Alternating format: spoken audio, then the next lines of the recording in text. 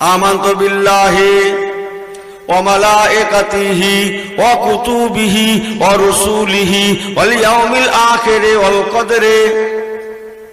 আমানতু বিল্লাহি, আমি ঈমান স্থাপন করলাম আল্লাহ এক বলে, ওয়া মালাইকাতিহি, আল্লাহর ফেরেশতা দিগের উপরে, ওয়া কুতুবিহি, আল্লাহ প্রদত্ত কিতাব কুতুবের উপরে, ওয়া রুসুলিহি, আল্লাহর তরফ থেকে আসা तमाम নবী রাসূল দিগের উপরে, ওয়াল ইয়াউমিল আখিরে, ময়দানে মাহশরের উপরে, ওয়াল কদরে, নসিব তকদীরের উপরে,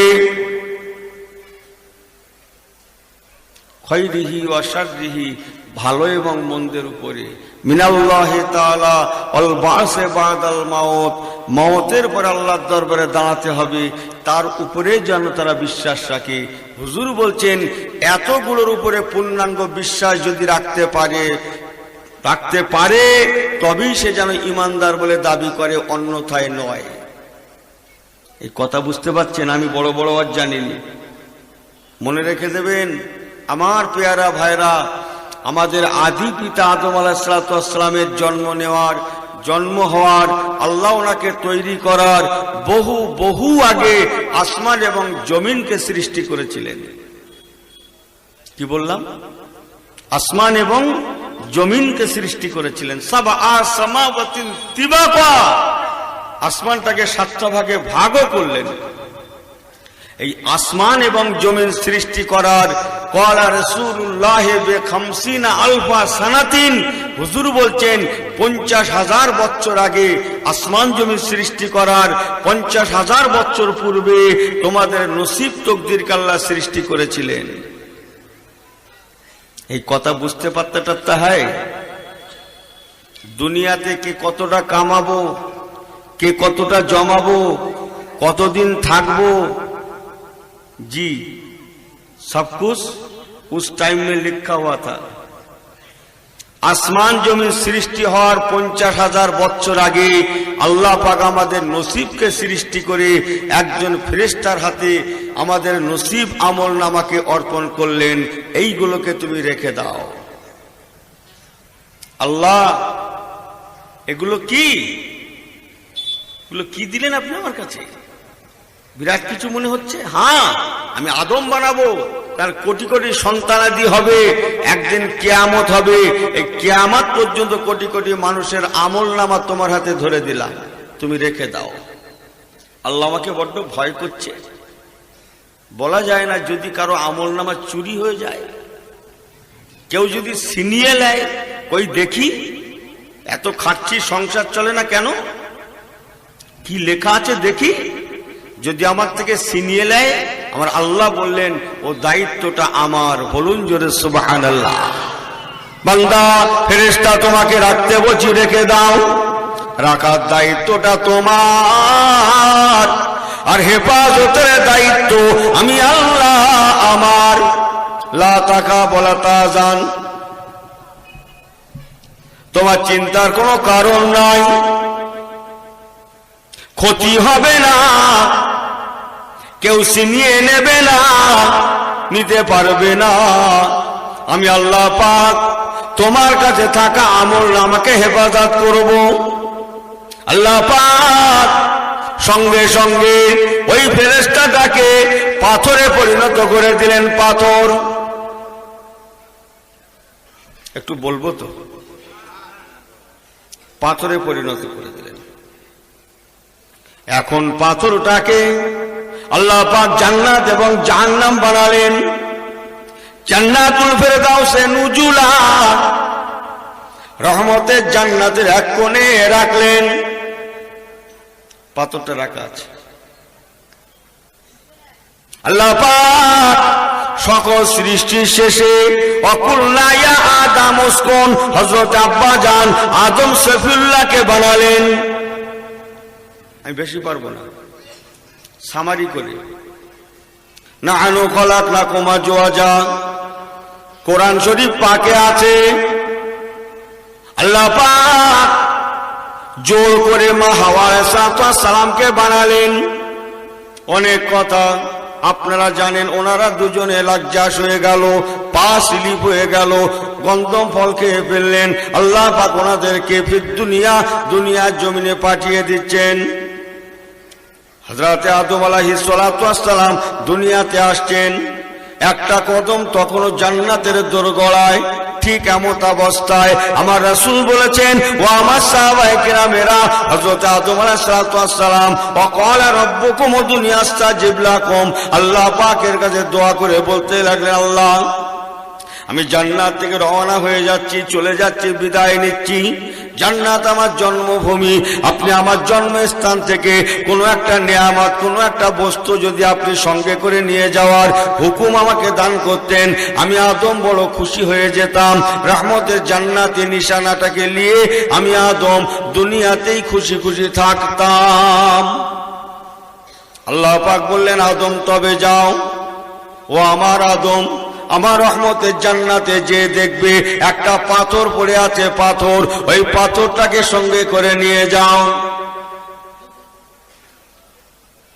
যে সেই পাথর ফেরেশতা আমলনামা, সমঝ में आई बात? বুঝতে পারছেন? পাথরটাকে সঙ্গে করে নিয়ে যাও। আদম আলাইহিস সালাম পাথরটাকে সঙ্গে করে আনলেন। জোরে বলুন না সুবহানাল্লাহ। আল্লাহ পাক আদম সফিউল্লাহকে বলেন, আদম পাথরটাকে নিয়ে তুমি যেখানে সেখানে যত্র তত্র রাখবে না। আমি আল্লাহ পাক তোমায় বলছি, বর্তমান যে জায়গা আমার রাসূলুল্লাহর মওলুদুন নবী হুজুর আমার যে জায়গাতে জন্ম নিয়েছিলেন, ওনার আম্মা জান কিবলা হযরতে আমেনা রাদিয়াল্লাহু তাআলা আনহা ওনাকে ভূমিষ্ঠ করেছিলেন। আল্লাহর হাজী সাহেব বান্দারা জানেন, আমার রাসূলুল্লাহর মওলুদুন নবীর পিছনে একটা পাহাড়কে দেখতে পাওয়া যায়। ওই পাহাড়টার নাম আবু কোবাইশ পাহাড়। যে পাহাড়ে দাঁড়িয়ে দাঁড়িয়ে আমার রাসূলুল্লাহ শাকুল কমার, আল্লাহর আসমানের চাঁদকে দ্বিখণ্ডিত করেছিলেন। একটু জোরে বলুন সুবহানাল্লাহ।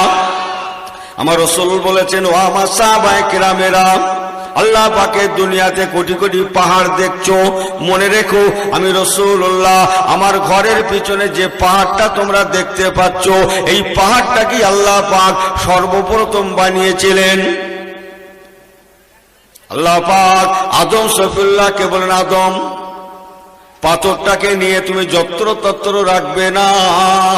আবু কোবাইশ পাহাড়ের মাথার উপরে তুমি পাথরটা রেখে দাও।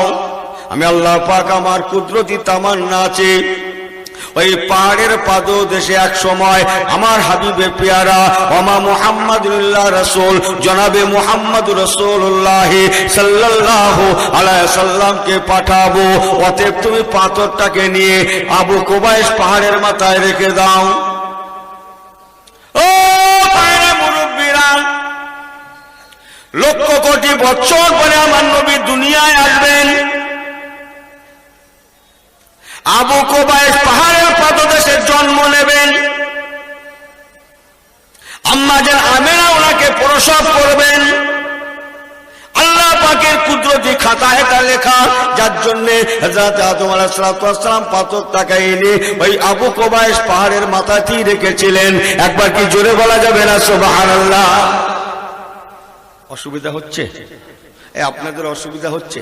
আমি নেমে যাব, আরেকটু ওয়াজ করব। সবাই খুশি আছেন? নারে তাকবীর। আরেকটু জোরে বলেন নারে তাকবীর।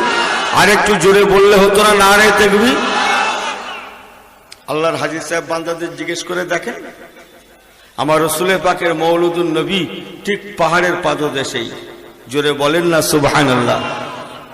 তাহলে লক্ষ কোটি বছর পরে তার হাবিবের ঘরটা কোন জায়গায় হবে আল্লাহ পাক তা ফয়সালা রেখেছেন।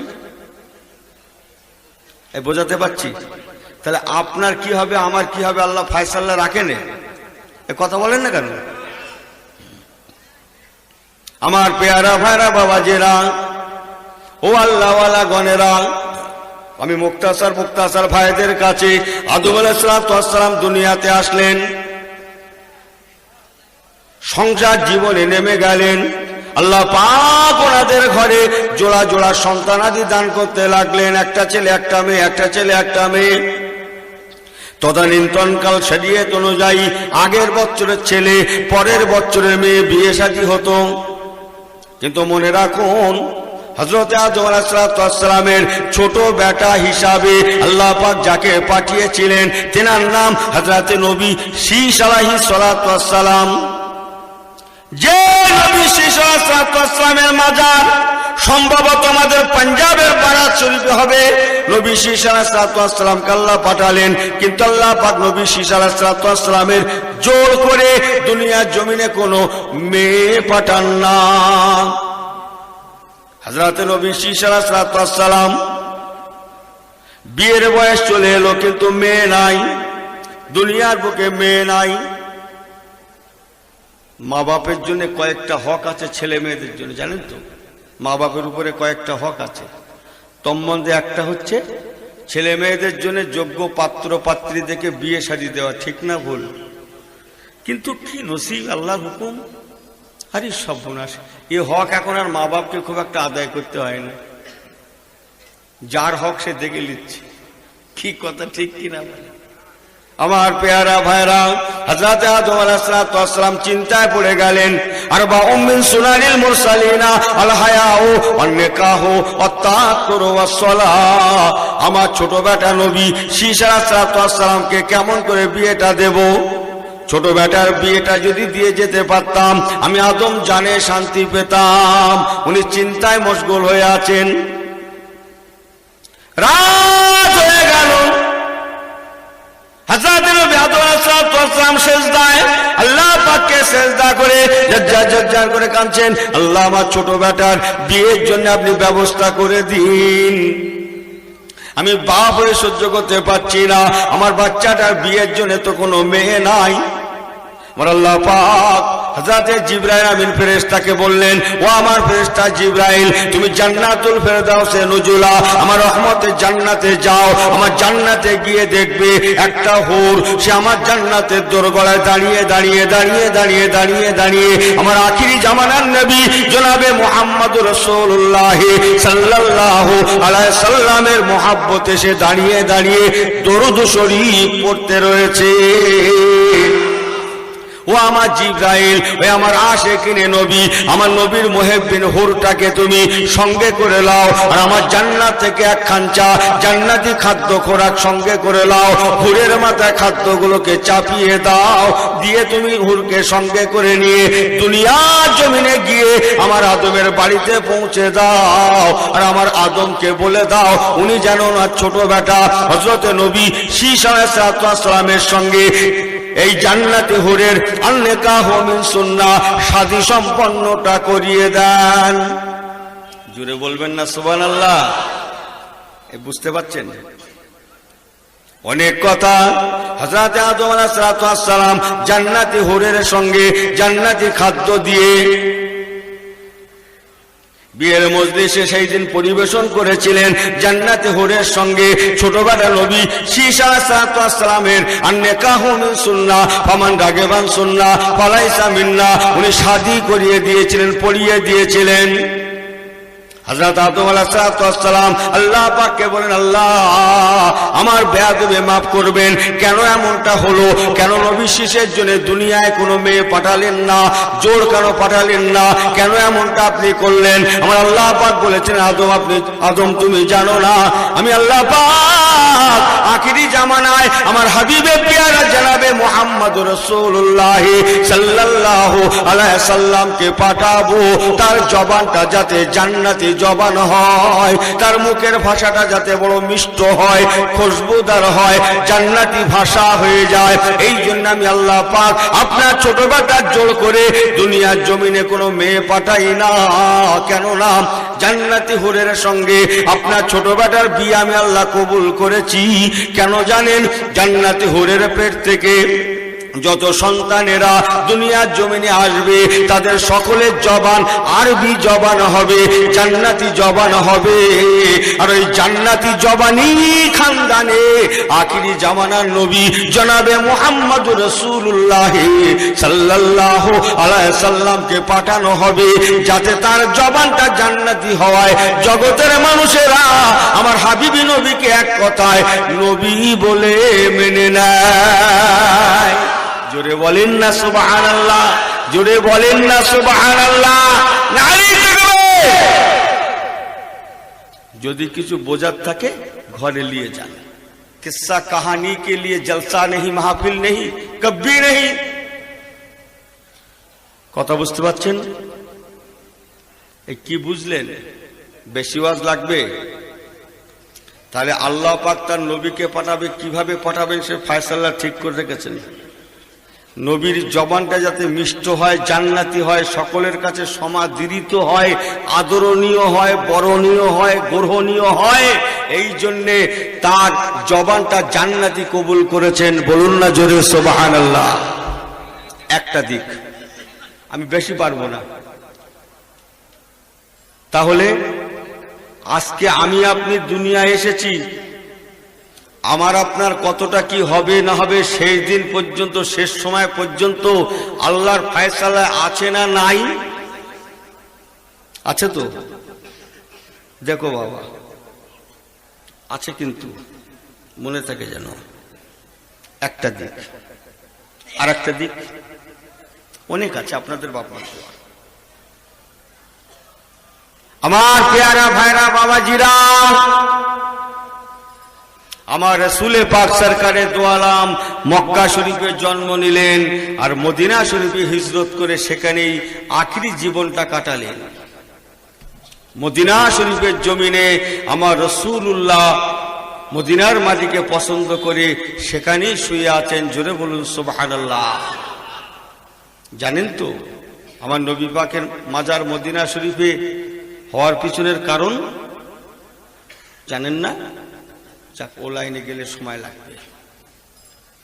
আমার হুজুর সরকারে দো আলম মদিনা শরীফে যেটায় শুয়ে আছেন, হুজুরের মাজার শরীফের বাম পাটে দুটো মাজার আছে। একটার নাম, একজন হলেন হযরতে সাইয়্যিদনা আবু বকর সিদ্দিক, আর একজন হলেন হযরতে সাইয়্যিদনা ওমর ফারুক রাদিয়াল্লাহু তাআলা আনহু। জানেন তো আমার হুজুরের ডান পাশে একটা কবরের জায়গা এখনো ফাঁকা আছে, ওই জায়গাটায় কার কবর হবে? সবাই বলেন। ওয়া আতাইনা ঈসা ইবনে মারইয়াম আল বাইয়িনাত ওয়া আইয়াদনাহু বিরূহিল কুদুস। হযরত নবী ঈসা রূহুল্লাহ। ও ভাইরা মুরব্বিরা,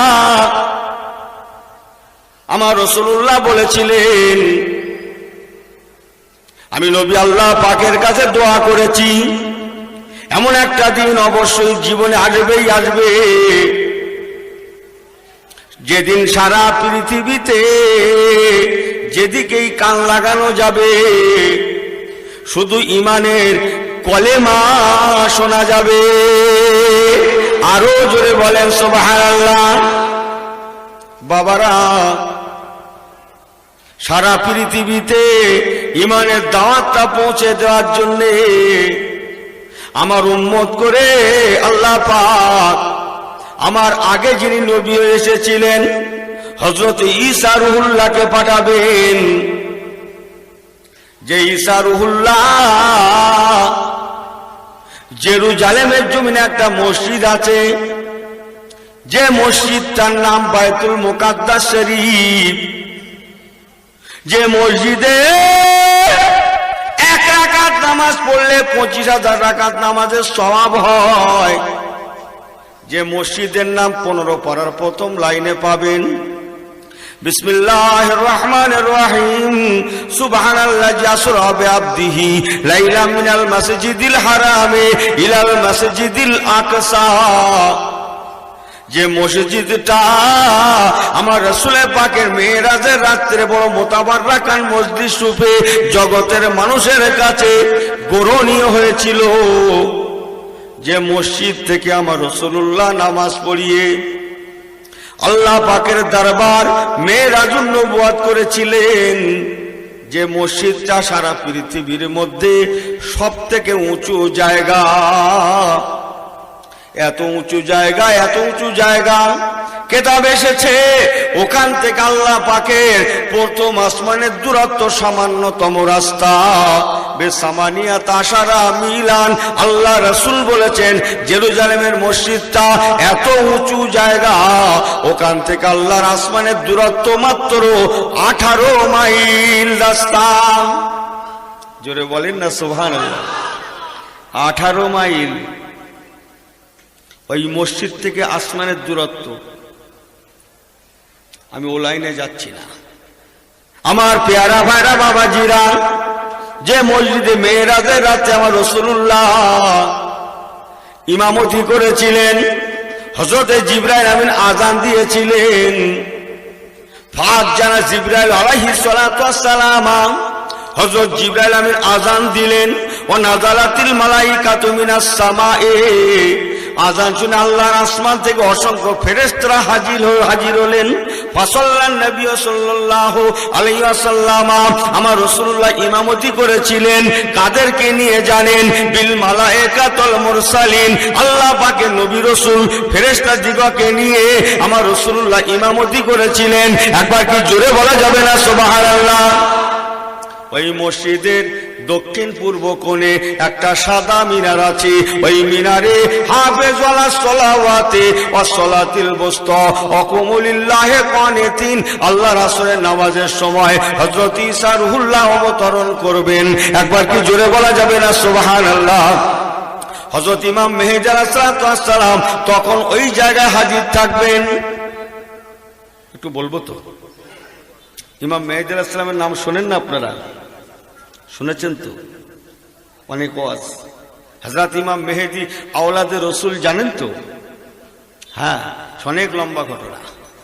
হযরত ইমাম মেহেদী আলাইহিস সালাম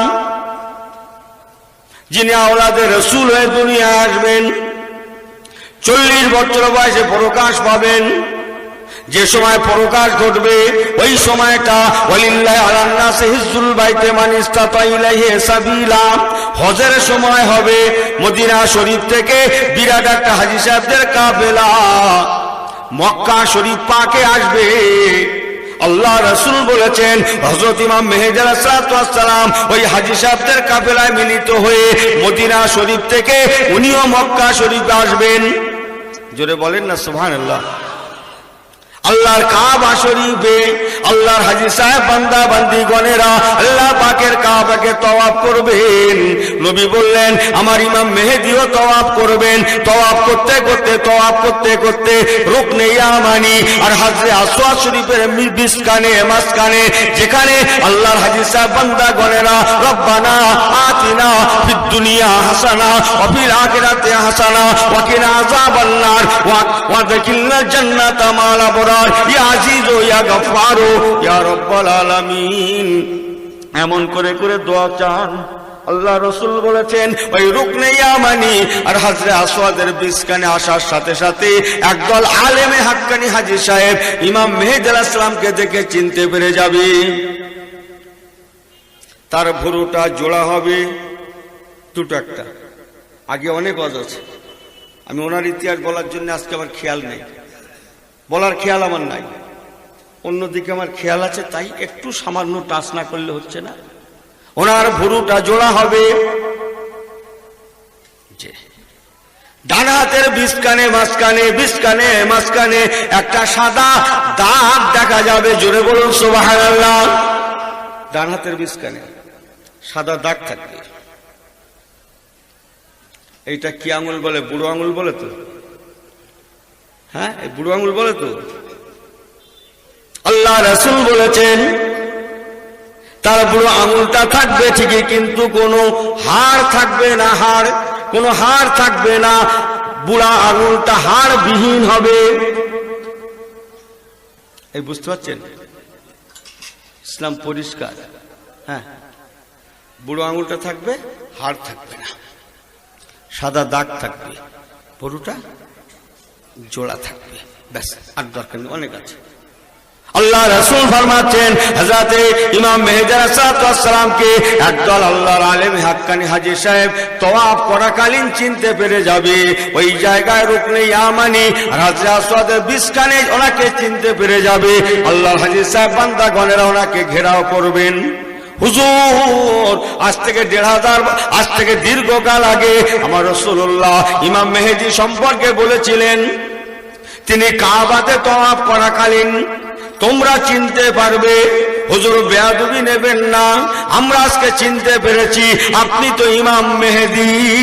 কেননা আপনার ডান হাতের বিস্কানে একটা দূর থেকে আমরা সাদা দাগকে লক্ষ্য করেছি, আপনার কপালের বিস্কান আপনার ভুরুটা জোড়া দেখতে পেয়েছি। হুজুর, আপনি জানেন না আজকে সারা পৃথিবীতে মুসলমান হেনস্থার শিকার, অপমানের শিকার, বেইজ্জতির শিকার। সারা পৃথিবীতে বিশ্ব মুসলিমের জন্য দুটো কথা বলার মতো মানুষ নাই। আমার নবী বলেছিলেন, আল্লাহ পাক আমারই খানদানে ইমাম মেহেদী আলাইহিস সালামকে বিশ্ব মুমিনের জন্য নেতা করে পাঠাবেন। সারা পৃথিবীর মুসলমানদের জন্য হযরত ইমাম মেহেদী আলাইহিস সালাম দরবার করবেন। সারা পৃথিবীর মুসলমানেরা ইমাম মেহেদীকে পেয়ে যেন আল্লাহর আসমানের পূর্ণিমার চাঁদকে হাতে পেয়ে যাবে। আল্লাহ পাক ওনাকে অনেক ক্ষমতা দিয়ে পাঠাবেন। ইমাম মেহেদী আলাইহিস সালাম বিশ্ব মুসলিমের নেতা হবে। হুজুর গো, আমরা দূর থেকে আপনাকে চিনতে পেরেছি, দূর থেকে আপনাকে আমরা অনেকক্ষণ ধরে লক্ষ্য রেখেছি। আপনার কাবা তওয়াফের মধ্যে আমরা অনেক আদবের পরিচয় পেয়েছি। চোখের পানি আপনার বন্ধ নাই। হুজুর গো, আল্লাহ নবী বহু কথা বলেছেন, তাকে দেখতে আমি রাসূলুল্লাহ আমারই মতো হবে। আমরা হাদিস পাকে নবী পাকের হুলিয়ানামা পড়েছি। নবী পাকের চোখ দুটো কেমন ছিল, কপালটা কেমন ছিল, ঠোঁট দুটা কেমন ছিল, মুখখানা কেমন ছিল, ঘাটটা কেমন ছিল, মাথায় চুল কেমন ছিল, আমরা হুলিয়ানামাতে পড়েছি। আর অনেকক্ষণ ধরে আমরা আপনাকে কিতাবের পৃষ্ঠার সঙ্গে মেলাতে রয়েছি। হুজুর, আপনি জানেন না আমরা অনেক অনেক অনেক মিল আপনার মধ্যে পেয়ে গিয়েছি। অতএব আপনি নিশ্চয়ই ইমাম মেহেদী হবেন। হুজুর গো, আপনি আমাদেরকে নিয়ে নেতৃত্ব দান করুন। সারা পৃথিবীতে মুসলমান আজ বড় হেনস্থার শিকার। আল্লাহ নবী বলেছিলেন ইমাম মেহেদী আলাইহিস সালাম প্রথমে নিজেকে একটু গোপন রাখার জন্য অন্য কথা বলবেন। তোমরা কাকে কি বলছো? হযরত ইমাম মেহেদী আলাইহিস সালামের জবানে সামান্য তোতলামি থাকবে। আল্লাহর আলেম বান্দাগণেরা বারে বারে ইমাম মেহেদীকে নেতা হিসাবে বলতে যাবেন, নেতা হিসাবে বলবেন। আর ইমাম মেহেদী আলাইহিস সালাম বারে বার শোনার জন্য উনি এত রাগা রেগে যাবেন, এত রাগম্বিত হবেন, ওনার জবানের তোতলামিটা বোঝা যাবে। আল্লাহ রাসূল বলেছেন হযরত ইমাম মেহেদী আলাইহিস সালাম রাগম্বিত হওয়ার জন্য উনি ডান হাত খানা নিয়ে কি করবে জানো? ওনার ডান উরুর উপরে চাবড় মারবেন। আর একটা বিশেষ আলামত, ডান হাত কানে নিয়ে যখন চাবড় মারবেন ওই সময় তোমরা সাদা দাগটা পরিষ্কার দেখতে পাবে। হযরত ইমাম মেহেদী আলাইহিস সালাম বারে বার চাবড় মারতে মারতে ডান হাতের দাগখানা সমস্ত হাজী সাহেবগণেরা দেখতে পাবে। সঙ্গে সঙ্গে আল্লাহ সমস্ত হাজী সাহেব বান্দা হুজুরকে ঘেরাও করে বলবেন, হুজুর আপনি আমাদের ফাঁকি দিতে পারেন না, আপনার জবানের তোতলামি পেয়ে গিয়েছি। আপনি আপনার ডান হাত কানে উরুর উপরে চাপড় মেরেছেন, ডান হাতের বিস্কানে সাদা দাগখানা দেখতে পেয়েছি, আপনার ভুরুটা জোড়া দেখেছি, আরো অনেক কিছু নবী পাকের চেহারার সঙ্গে মিল পেয়েছি। অতএব আপনি ইমাম মেহেদী, এতে কোনো সন্দেহ নাই। আপনি আমাদেরকে নেতৃত্ব দান করুন। সঙ্গে সঙ্গে জিবরাইল আমিন ফেরেশতা প্রথম আসমানে চলে আসবেন। উনি আওয়াজ দিয়ে বলবেন, হাজা খলিফাতুল্লাহিল মাহদিউ। ও হাজী সাহেবগণেরা, আপনারা যাকে ইমাম মেহেদী রূপে নির্বাচন করেছেন, সঠিক নির্বাচন করেছেন, উনি হচ্ছেন ইমাম মেহেদী। ফাস্তানি ওয়াতিউ, ও হাজী সাহেবগণেরা, তোমরা ওনাকে ইত্তেবা করো, অনুসরণ করো, ওনাকে নেতা মানো, ওনার কথা মোতাবেক চলো। আল্লাহ পাক ওনাকে বিশ্বের জমিনে আখিরি জামানার নবীর প্রতিনিধি করে পাঠিয়েছেন, তোমাদের জন্য নেতা করে পাঠিয়েছেন। একবার কি জোরে বলা যাবে না সুবহানাল্লাহ? আরো জোরে বলেন সুবহানাল্লাহ, আরো জোরে বলেন সুবহানাল্লাহ। নারী দেখবে অসুবিধা হচ্ছে, আর একটু বলবো, সবাই খুশি আছেন? এই কারা কারা ওয়াজ শোনার জন্য খুশি নেই হাত তোলেন তো। এই দেখেন কিসি কি হচ্ছে, অসুবিধা হচ্ছে। নারায়ে তাকবীর, নারায়ে তাকবীর।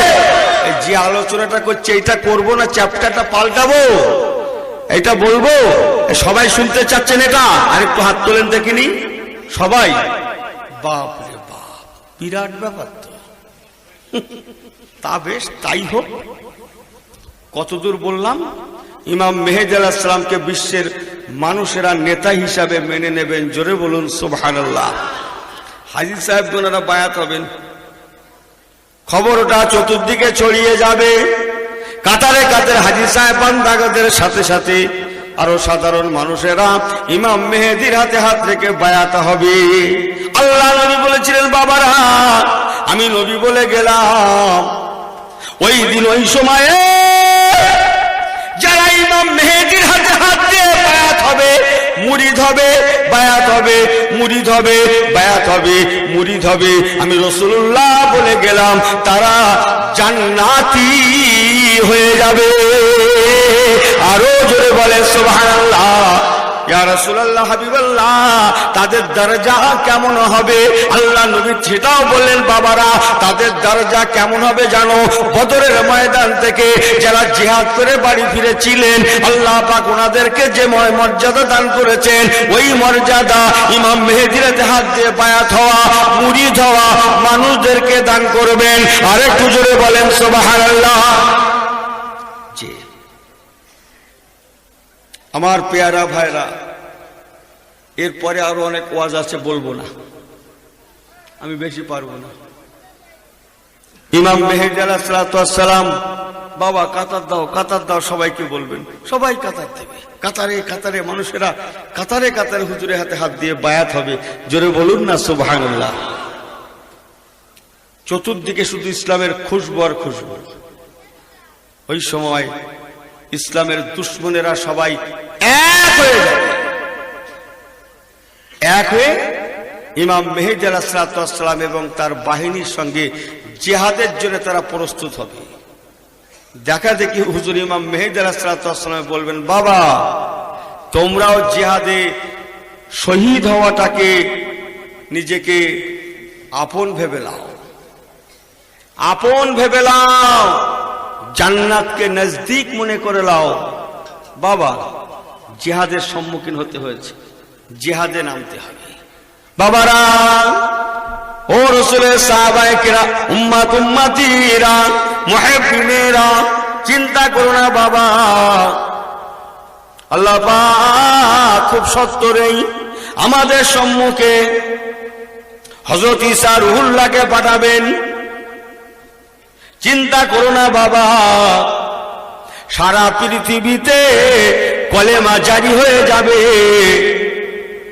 তার আগে একটু মুশকিল আছে বাবা, জিহাদে নামতে হবে। আল্লাহ রাসূল বলেছেন, আমার সাহাবায়ে কেরামেরা, 3 বার করে জিহাদ হবে। প্রথমবার জিহাদে মুসলমানরা কাতারে কাতারে হেরে যাবে। দ্বিতীয়বার জিহাদ হবে, সেটাতেও হেরে যাবে। তৃতীয়বার জিহাদ হবে, আল্লাহ কবুল করেন, আল্লাহ ইসলামের জয় দান করবেন। জোরে বলুন সুবহানাল্লাহ। কিন্তু তার আগে আল্লাহ নবী বলেছেন, জিহাদ করতে গেলে সরঞ্জামের দরকার, অর্থের দরকার, পয়সার দরকার। কিন্তু মানুষেরা হজে গিয়েছেন, হাজী সাহেবরা হজ পাকে এসেছেন, হজের খরচ খরচা নিয়ে এসেছেন, এখানে পয়সা কেমন করে পাবে? আল্লাহ নবী বলেছেন, বাবারা চিন্তা করো না, আমি নবী বলছি, ওই দিনে অর্থ সম্পদকে মেটানোর জন্য আমার আল্লাহ পাক লক্ষ কোটি বছর আগে থেকে হযরত ইব্রাহিম খলিলুল্লাহ ওয়াত্তাখাযাল্লাহু ইব্রাহিমা খলিলা, হযরত ইসমাঈল জাবিহুল্লাহ ওয়াইজ ইয়ারফা ইব্রাহিমুল কাওয়াইদা মিনাল বাইতি ওয়া ইসমাঈল, ইব্রাহিম খলিলুল্লাহ বা ইসমাঈল জাবিহুল্লাহ বা আম্মা জান হাজরার জামানা থেকে আল্লাহ তাআলা ওই দিনের জন্য ব্যবস্থা করে রেখেছেন। আরো জোরে বলেন সুবহানাল্লাহ।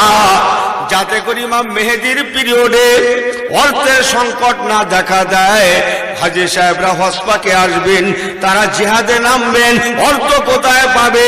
ওই দিনকার অর্থ আল্লাহ পাক লক্ষ কোটি বছর আগে থেকে মা হাজেরা বা ইসমাইলের জামানা থেকে আল্লাহ পাক ব্যবস্থা করে রেখেছেন। আর একটু জোরে বলেন সুবহানাল্লাহ, আর একটু জোরে বলেন সুবহানাল্লাহ।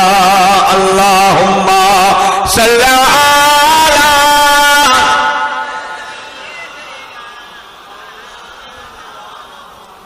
ওয়ালা আলে সাইয়্যিদিনা। নারে তাকবীর, নারে তাকবীর। তাহলে ওয়াজটাকে একটু শেষ করব, যেটা বলছি বলবো। কত দূর বলেছিলাম? দুটো লাইনের মাঝে এসেছে একটা লাইন এতটুকুন। হযরত ইমাম মেহেদী আলাইহিস সালাম জিহাদে নেমে যাবেন। জিহাদে আল্লাহ শেষ সময় মুসলমানদের ঘরে ফাতা দেবেন, জয় দেবেন। ওই জয়কে সম্বল করে হুজুর ইমাম মেহেদী আলাইহিস সালাম জেরুজালেমের মসজিদে পৌঁছাবেন। সময়টা আল্লাহর আসরের নামাজের সময় হবে। জোরে বলুন না সুবহানাল্লাহ। সময়টা আল্লাহর আসরের নামাজের সময় হবে। হাজারে হাজারে মুসলমান জেরুজালেমে পৌঁছাবে, আসরের আযান হয়ে যাবে। ইমামতির জন্য ইমাম মেহেদী আলাইহিস সালাম বাইতুল মুকাদ্দাসের মেহরাবে দাঁড়িয়ে যাবেন। ঠিক এমত অবস্থায় কোন কথা বলতে বলতে একটু আগে ছেড়ে এসেছি, হযরত ঈসা রুহুল্লাহর কথা মনে আছে? ওয়াজটা জুড়ে নেন। হযরত ঈসা রুহুল্লাহ কোন মসজিদে বললাম? ওই বাইতুল মুকাদ্দাসের দক্ষিণ পূর্ব কোণে যে সাদা মিনার আছে, ওই মিনারে অবতরণ করবেন।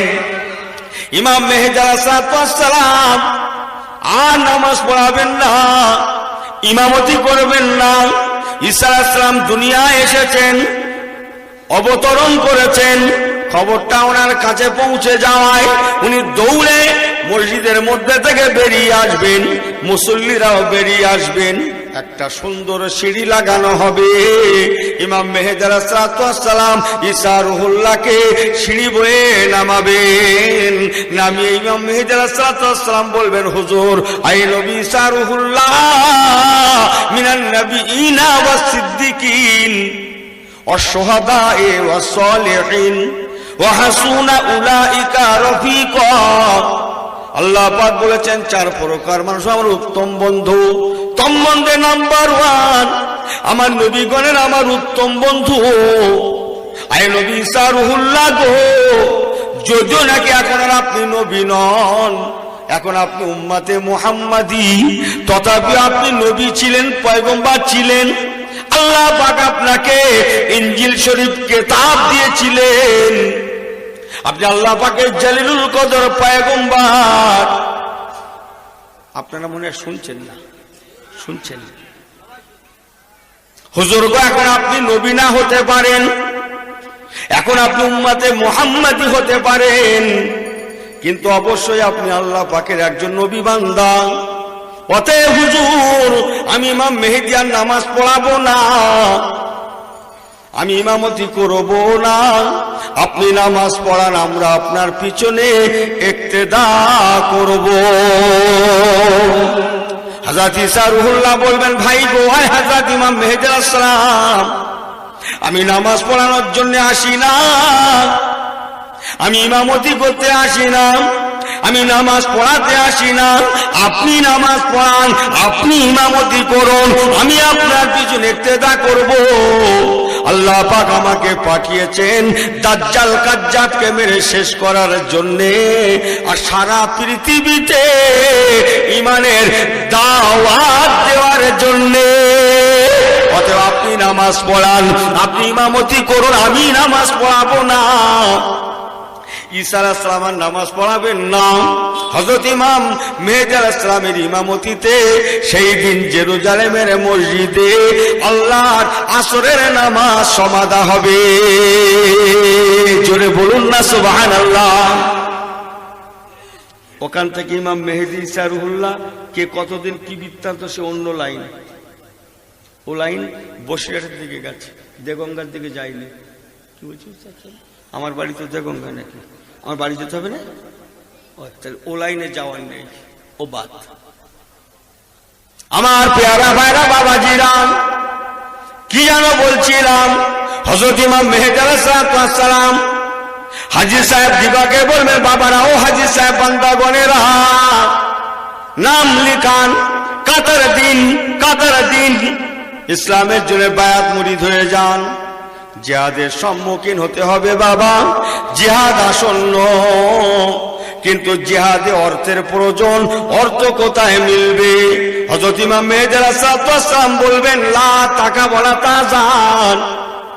ও হাজী সাহেব বান্দাগণেরা চিন্তা করবেন না, আমার রাসূলুল্লাহ আমাদের জন্য বলে গিয়েছেন কোনো অসুবিধা হবে না। আল্লাহ অর্থের অভাব মিটিয়ে দিয়েছেন। হযরত ইব্রাহিম খলিলুল্লাহ বা মা হাজেরার জামানা থেকে আজকের দিনের অর্থকে আল্লাহ মিটিয়ে রেখেছেন। কথাটা কেমন একটু শোনা যাক। নবী ইব্রাহিম খলিলুল্লাহ দুনিয়ার বুকে আসলেন, বড় হলেন, বিয়ের বয়স হয়ে এলো। আর নিকাহ মিন সুন্নাহ, ইব্রাহিম খলিলুল্লাহ বিয়ে করলেন। আম্মা জান হযরতে সারা, বড় আম্মা জান কিবলা নবী ইব্রাহিম হুজুরের ঘরে আসলেন। বহুদিন হয়ে গেল, সংসারে কোনো আওলাদ আল্লাহ দেন না, সন্তান আসে না।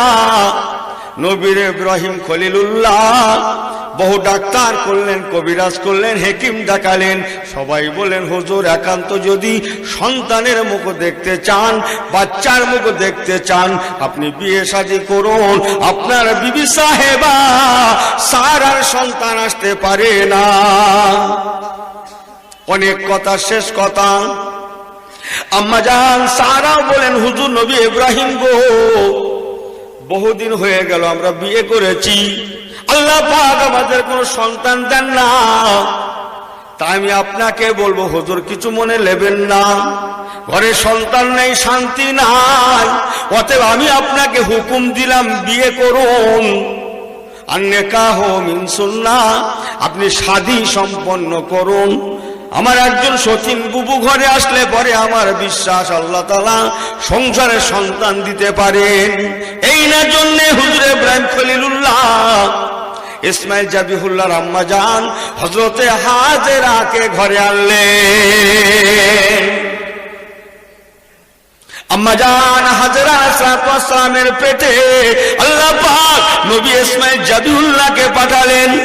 ওয়াইজ ইয়ারফা ইব্রাহিমুল কাওয়াইদা মিনাল বাইতে ওয়া ইসমাইল, হযরত ইসমাইল জাবিহুল্লাহ দুনিয়ায় আসার সাথে সাথে যে বড় বিবি এতদিন সন্তান আসে না, সব ডাক্তার যাকে বললেন সন্তান আসবে না, সেই বড় আম্মা জান হযরতে মা সারা আলাইহিস সালাতু ওয়াস সালামকে আল্লাহ পাক এতদিন পরে একটা সন্তান দান করলেন, যে সন্তানের নাম সূরা ইউসুফের 12 পারায় পাবেন।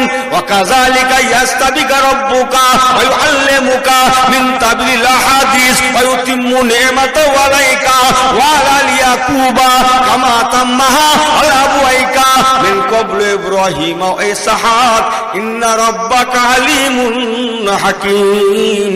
যে সন্তানের নাম হচ্ছে নবী ইসহাক আলাইহিস সালাতু ওয়াস সালাম, হযরতে মা সারার ঘরে এখন নবী ইসহাক জন্ম নিয়েছে। সতীনের ঘর, তারপরে কি লাইন জানে মনে হচ্ছে সবাই খোদাই রক্ষে কর না কি বলছে কথা বুঝতে পারছেন? আল্লাহ গুনাহ মাফ করুন। সতীনের ঘর আল্লাহ পাক বলেন ইব্রাহিম ওয়াত্তাখাযাল্লাহু ইব্রাহিমা খলিলা, ও ইব্রাহিম তুমি আমার খলিল। আমার খলিল বন্ধুর ঘরে ঝগড়া হবে আমি আল্লাহ পছন্দ করি না। ঝগড়া আসার আগে আমি আল্লাহ পাক তোমায় বলছি, ও আমার নবী ইব্রাহিম তোমার ছোট বিবি এবং বাচ্চা ইসমাইলকে নিয়ে ইন্নাস সাফা ওয়াল মারওয়াতা মিন শাইরিল্লাহ, মক্কাতুল মুআজ্জামার জমিনে সাফা এবং মারওয়া নামে দুটো পাহাড় আছে, ওই পাহাড়ের পাশে পৌঁছে যাও। অমায়ান্তিকু আনিল হাওয়া, আল্লাহর হুকুম বাবা ইব্রাহিম খলিলুল্লাহ ছোট বিবিকে নিয়ে এবং ইসমাইলকে নিয়ে জেরুজালেম থেকে দীর্ঘ রাস্তা অতিক্রম করে মক্কা শরীফে চলে আসলেন। হযরতে ইব্রাহিম খলিলুল্লাহ বাচ্চা বিবিকে রেখে চলে গেলেন। সব পানি শেষ হয়ে গেল। আল্লাহ পাকের হুকুম মা হাজেরা বাচ্চার পিপাসার জন্য কি করেছিলেন আপনারা জানেন? সাফা মারওয়া দৌড়াদৌড়ি করতে লাগলেন। হযরত ইসমাইল জাবিহুল্লাহ হুজুর আমার পানির পিপাসা, ছটপট ছটপট ছটপট ছটপট করতে লাগলেন, কাতরাতে লাগে। জিবরাইল আমিন আলাইহিস সালাতু ওয়াস সালাম এসে পৌঁছালেন। হযরত জিবরাইল আমিন ফেরেশতার পায়ের আঘাতে এবং ইসমাইল জাবিহুল্লাহর পায়ের আঘাতে, পায়ের বুড়ো আঙুলের আঘাতে আল্লাহ পাক দয়া করে কাবা শরীফের পাশে জমজম শরীফকে দান করলেন। আর একটু জোরে বলে সুবহানাল্লাহ। তখন কিন্তু কাবা হয় না, এই কাবা আগে না জমজম আগে? এই বাপ আগে না মা আগে? ওই দেখেন ঠিক করতে পারছে না, কি বলে কি হয়। জমজম শরীফ আল্লাহ বাড়ালেন। ও ভাইজানেরা, জমজম শরীফের ওসিলাতে মক্কা শরীফের যত পশু পক্ষী মানুষ গরু যা যেখানে আছে সবাই জমজমের পানির জন্য জানে শান্তি পেয়ে গেলেন। সকলের ওঠা বসা এখন জমজমের কাছাকাছি। আরবের পাখি পশু পক্ষী পাখি পক্ষী যারা ছিল, পক্ষীগুলো সবাই, পাখিরা সবাই যে যেখানে থাক না কেন সবাই ছুটে ছুটে জমজমে পানি আছে এই জন্য সবাই জমজমের কাছে এসে পৌঁছালো। এই জন্য সদা সর্বদা জমজম শরীফ সোজা আল্লাহর আকাশে পাখিদের ওড়াউড়ি দেখা যেত। আরবের জমিনে একটা ওয়াজ শুনুন। আরবের জমিনে কোথায় পানি আছে যদি জানতে চান কাউকে জিজ্ঞাসা করবেন, পাবেন না। তখন আপনাকে আল্লাহর আকাশের দিকে তাকানো লাগবে। আল্লাহর আকাশের দিকে আপনি তাকাবেন, যেখানে আপনি দেখতে পাবেন পাখি উড়াউড়ি করছে একই জায়গায়, সেই জায়গায় অবশ্যই পানি আছে। কেননা পাখিরা সেখানেই থাকে যেখানে পানি মেলে। জমজম শরীফের জন্য আরবের বহু পক্ষী পাখি তারা জমজমের আশেপাশে থাকে। আর জমজম সোজা আকাশে ওড়াউড়ি ওড়াউড়ি ঘোরাঘুরি করে। একদল বেদুইন পর্যটক, তারা দূর দেশের মানুষ, তারা মক্কা শরীফের দিকে আসছিল। তাদের কাছে যা পানি ছিল শেষ হয়ে গেল। তারা পানির জন্য কাতর হয়ে পড়লো। তাই না তারা বারে বার আরবের আকাশের দিকে ফিরে ফিরে তাকাতে লাগে। কোন জায়গায় পাখি দেখা যায়, কোন জায়গায় পাখি দেখা যায়, এমন করে তারা বারে বার তাকায়। এক সময় তাদের নজরে জমজম সোজা আল্লাহর আকাশে পাখি দেখতে পাওয়া যায়, নজরে পড়ে যায়। তারা পাখি নিশানা বরাবর ওই কাফেলা জমজমের কাছে এসে পৌঁছায়। আল্লাহর জমজমের পানি তারা জান ভরে পান করে। জমজমের পানি শুধু তৃষ্ণা মেটায় না, বরং ক্ষুধা মেটায়, জানে শান্তি আনে, বিমারি শেফা দেয়। জমজমের পানি এত সুন্দর, এত সুন্দর, এত সুন্দর, যেমনটা হয় না, হবে না, হতে পারে না। ও আমার পেয়ারা ভাইরা, এই না জন্যে কাফেলা বহুদিন জমজমের পাশে রয়ে যায় আর জমজমের পানি তারা পান করে। মা হাজেরা আলাইহিস সালাতু ওয়াস সালাম আল্লাহ পাকে সেজদা করে পানা চায়, আল্লাহ আমার স্বামী এখানে নাই, কচি একটা বাচ্চা আমার কাছে, এখানে কোনো পরপুরুষ ছিল না, এতগুলো পরপুরুষ যখন চলে এসেছে, আল্লাহ আমাকে বড্ড ভয় করছে, আপনি আমাকে বাঁচান। আল্লাহ পাক বলেছিলেন, হাজেরা এর মাহাত্ম্য তুমি জানো না, লা তাকা বলা তা জান, আমি আল্লাহ পাক বড় ভালো জানি, তোমার চিন্তার কোনো কারণ নাই। যে মানুষগুলোর জন্য তুমি ভয় খাচ্ছ, ওই মানুষগুলো তোমার তাবে হয়ে যাবে। একবার কি জোরে বলা যাবে না সুবহানাল্লাহ? ওই মানুষেরা দূর থেকে মা হাজেরাকে বলতে লাগলেন, আম্মা জান, আম্মা জান, আমরা বৈদেশিক মানুষ, আমরা এ দেশে কিছুদিন সে দেশে কিছুদিন করে কাটাই, এক জায়গায় বেশি দিন আমরা থাকি না। আমরা আসছিলাম, আমাদের সঙ্গে আমাদের মা জননী ছিলেন, উনি প্রতিমধ্যে ইন্তেকাল করেছেন।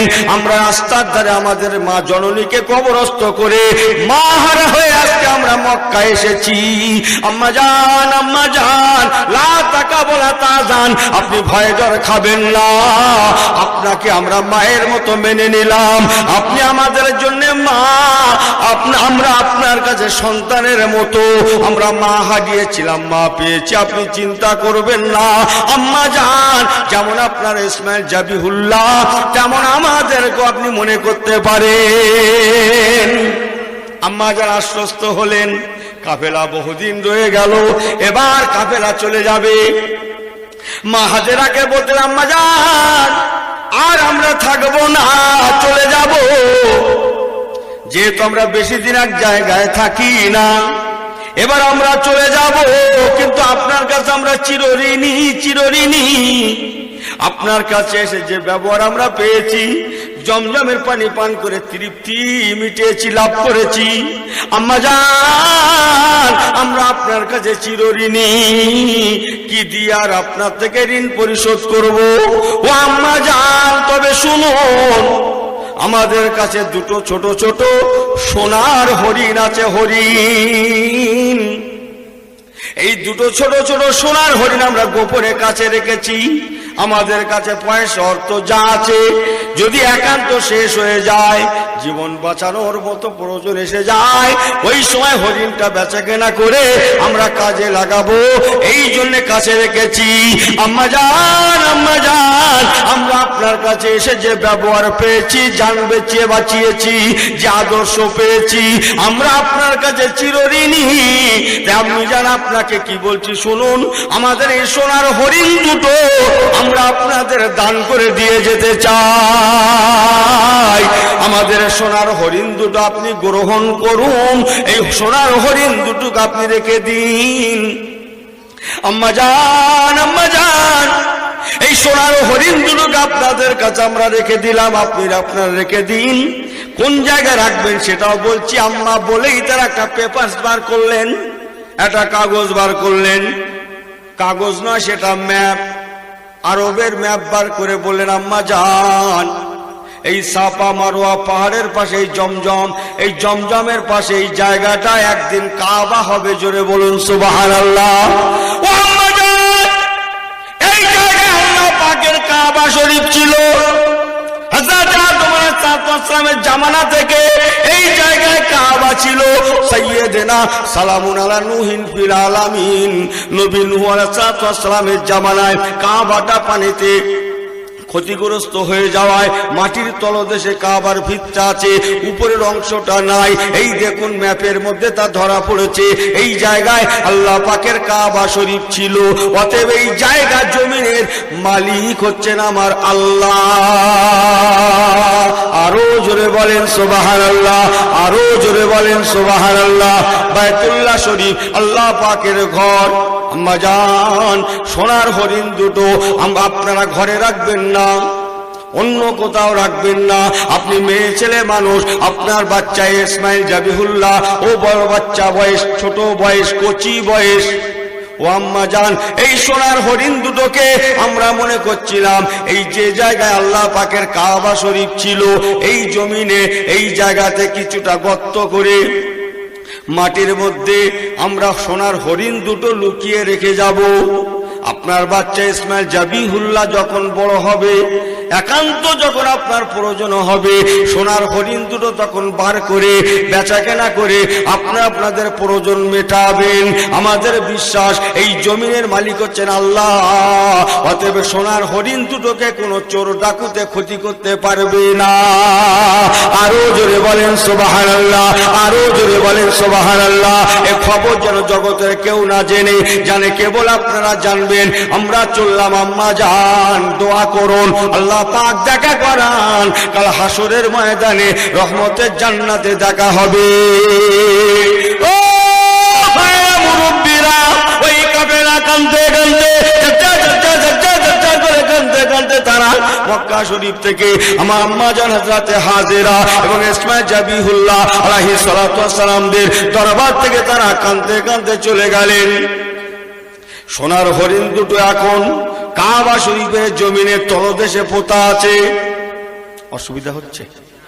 অসুবিধা হচ্ছে? নারায়ে তাকবীর। এ তো ভাব ভালো না তো। এই কেউ চিল্লাচ্ছে, কেউ চুপ করে মজা দেখা মতো হচ্ছে জানো। নারায়ে তাকবীর। আর একটু জোরে হলে হতো না? নারায়ে তাকবীর। হুজুর তুমি পারলে আমরা আছি। যেটা বলছে একটু বলবো। এই সবাই খুশি আছেন? এই ছেলেরা শুনবে? সবাই শুনছো? বলবো তো? নারায়ে তাকবীর। এই হাত উঁচু করে আল্লাহু আকবার। ওই দেখেন কি সুন্দর করে ঘুমোচ্ছে। নারায়ে তাকবীর। আল্লাহ হাত কটা দিয়েছে? একটা না দুটো? কটা তুলেছেন? হ্যাঁ, দুটো হাত তুললে অসুবিধা হতো? মুরব্বীদের বলছি না, আল্লাহকে খুশি করার জন্য, আল্লাহকে রাজি করার জন্য একটু জোরে হাত উঁচু করে তাকবীর দেন না। নারায়ে তাকবীর, নারায়ে তাকবীর, নারায়ে তাকবীর। মাশাআল্লাহ। আর একটু বলি তাহলে, কতদূর বলেছি? রাসূল পাক বলেছিলেন সাহাবীরা, হযরতে হাজরা এবং ইসমাইল জাবিহুল্লাহ, ওনাদের সম্মুখে ওই কাফেলা সোনার হরিণ দুটো কাবা শরীফের জমিনের তলদেশে পুঁতে রেখে চলে গেলেন। জোরে বলুন না সুবহানাল্লাহ। কাফেলা চলে এলো। ও ভাইরা মুরব্বীরা, হযরত ইব্রাহিম খলিলুল্লাহ আলাইহিস সালাতু ওয়াস সালাম বিবি বাচ্চাকে রেখে জেরুজালেমে চলে গিয়েছিলেন। বহুদিন হয়ে গিয়েছে, আর বিবি হাজেরা এবং ইসমাইলের দেখা নাই। ছেলে মেয়ে মা বাপকে ভুলে যেতে পারে, মা বাপ ছেলে মেয়েকে ভোলে না। পীর মুরিদি সম্পর্ক অমন, উম্মত নবীর সম্পর্ক অমন, বান্দা আল্লাহ সম্পর্ক অমন। ছেলে মেয়ে মা বাপকে ভুলে যেতে পারে, মা বাপ ছেলে মেয়েকে ভোলে না। মুরিদ পীরকে ভুলে যেতে পারে, পীর তার মুরিদদেরকে ভোলে না। উম্মাত নবীকে ভুলে যেতে পারে, নবী তার উম্মাত উম্মাতীদের ভোলেন না। বান্দা আল্লাহকে ভুলে যেতে পারে, আইয়ুহিব্বুহুম ইউহিব্বুহুম ওয়া ইউহিব্বুনাহু। আমার আল্লাহ পাক তার বান্দা বান্দীদেরকে ভোলেন না।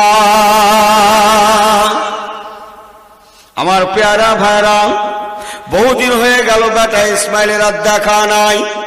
আব্বা জান ইব্রাহিম খলিলুল্লাহ থাকতে পারলেন না। জেরুজালেমের জমিন থেকে মক্কা শরীফে বিবি হাজেরা এবং ইসমাইল জাবিহুল্লাহকে দেখার জন্য আসছেন। একটু সময় লাগবে, কিন্তু অসুবিধা নেই তো। বিবি বাচ্চাকে দেখার জন্য আসছেন। তার আগে হযরতে মাহাদ, হযরত ইব্রাহিম খলিলুল্লাহ খাবে জানতে পারলেন ও নবী ইব্রাহিম খলিলুল্লাহ, আমি আল্লাহ পাক তোমার কলিজার টুকরা হযরত ইসমাঈল জাবিহুল্লাহ আলাইহিস সালাতু ওয়াস সালামের কপাল মোবারকে পেশানি শরীফে আখিরি জামানার নবী জনাবে মুহাম্মদুর রাসূলুল্লাহ সাল্লাল্লাহু আলাইহি সাল্লামের মোবারক নূর নূরে মুহাম্মাদি শরীফকে তোমার কলিজার টুকরা ইসমাঈল জাবিহুল্লাহকে আমি আল্লাহ পাক দান করেছি। অতএব ইব্রাহিম তুমি জেনে নাও তোমার ইসমাঈলের বংশে আমি আল্লাহ পাক আমার শেষ জামানার নবীকে পাঠাবো। কিতাব খুলে দেখুন হযরত ইসমাঈল জাবিহুল্লাহর বংশে আমার রাসূলুল্লাহ এসেছিলেন। আমার নবী পাক সাল্লাল্লাহু আলাইহি সাল্লাম ছাড়া হযরত ইসমাঈল জাবিহুল্লাহর খানদানে আর কোন ব্যক্তি নবী হননি। বুঝতে পারছেন? আর কেউ হননি, একাই আমার রাসূল। আমার পেয়ারা ভাইরা, হযরতে ইব্রাহিম খলিলুল্লাহ খুশির খবরটা নিয়ে মক্কা শরীফ পাকে এসে বিবি হাজরার সঙ্গে দেখা হয়ে গেল, বাচ্চার সঙ্গে দেখা হয়ে গেল। বিবি হাজরাকে বলতে লাগলেন, ও বিবি হাজরা, মারহাবা মারহাবা ইয়া হাজরা, বিশারত হো ইয়া হাজরা, জান্নাত হো ইয়া হাজরা, খুশখবরি হো ইয়া হাজরা। ও হাজরা বড় ভাগ্যবতী পুণ্যবতী। কেন জানো হাজরা? আল্লাহ পাক দয়াময় দয়া করে আখিরি জামানার নবী করে জনাবে মুহাম্মদ রাসূলুল্লাহ সাল্লাল্লাহু আলাইহি সাল্লামকে পাঠাবেন। ও হাজরা, আল্লাহ পাক তাকে নূরুন নবী করেছেন, তাকে নূর দিয়ে বানিয়েছেন, সিরাজুম মুনিরা করেছেন। অতএব সেই নবীর মোবারক নূর নূরে মুহাম্মাদি শরীফকে আল্লাহ পাক তোমার কলিজার টুকরা হযরতে ইসমাঈল জাবিহুল্লাহ আলাইহিস সালাতু ওয়াস সালামের কপালে পেশানিতে আল্লাহ কবুল করেছেন। হাজরা তুমি জেনে নাও আখিরি জামানার নবী আল্লাহ পাক তোমারই কলিজার টুকরা ইসমাঈলের খানদানি আল্লাহ পাঠাবেন, অন্য কোন খানদানে শেষ নবী আসবেন না। হযরতে মা হাজেরা কথাটা শুনে খুশিতে বাগে বাগ হয়ে গেলেন, খুশবুদার হয়ে গেলেন, বাগে বাগ হয়ে গেলেন, ভরপুর হয়ে গেলেন। ঠিক এমত অবস্থায় আমার নবী পাকের নূর নূরে মুহাম্মাদের প্রেমে মহাব্বতে হযরতে মা হাজেরা দরুদ শরীফ পড়তে লাগেন, সালাম কিয়াম পড়তে লাগেন। এত দরুদ এত সালাম পড়তে লাগলেন, মা হাজেরা আমার রাসূল পাকের বড় আশিকিন হয়ে গেলেন, বড় মুহিব্বিন হয়ে গেলেন। একটু কি জোরে বলা যাবে না সুবহানাল্লাহ? তাই আল্লাহ পাকের দরবারে মা হাজেরা দুটো হাত তুলে দোয়া করতে লাগলেন, আল্লাহ যে দুটো সোনার হরিণ আমাদের জন্য কাফেলা রেখে গিয়েছেন, এই সোনার হরিণ দুটোকে আমি নেব না। আমারই কলিজার টুকরা ইসমাঈলের খানদানে যখন আপনি শেষ নবীকে পাঠাবেন, এর থেকে বড় নেয়ামত আর কি হতে পারে? আল্লাহ এই জন্য আমি হাজেরা আমার সোনার হরিণ দুটোকে আমি শেষ জামানার নবীর উম্মাতিদের জন্য দান করে গেলাম। যখন আমার কলিজার টুকরার কপালে শেষ জামানার নবীর নূরকে আপনি আমানাত করেছেন, শুকরিয়া স্বরূপ লাইন শাকারতুম লা আজিদান্নাকুম ওয়া লাইন কাফারতুম ইন্না আযাবি লাশাদীদ। শুকরিয়া স্বরূপ আমি সোনার হরিণ দুটো উম্মতে মুহাম্মাদীদের দিয়ে গেলাম। আর একটু জোরে বলে সুবহানাল্লাহ, আর একটু জোরে বলে সুবহানাল্লাহ। আল্লাহুম্মা সাল্লি আলা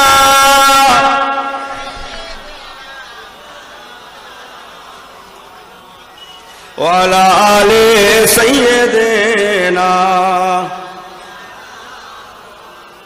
আরেকটু জোরে আল্লাহুম্মা সাল্লি আলা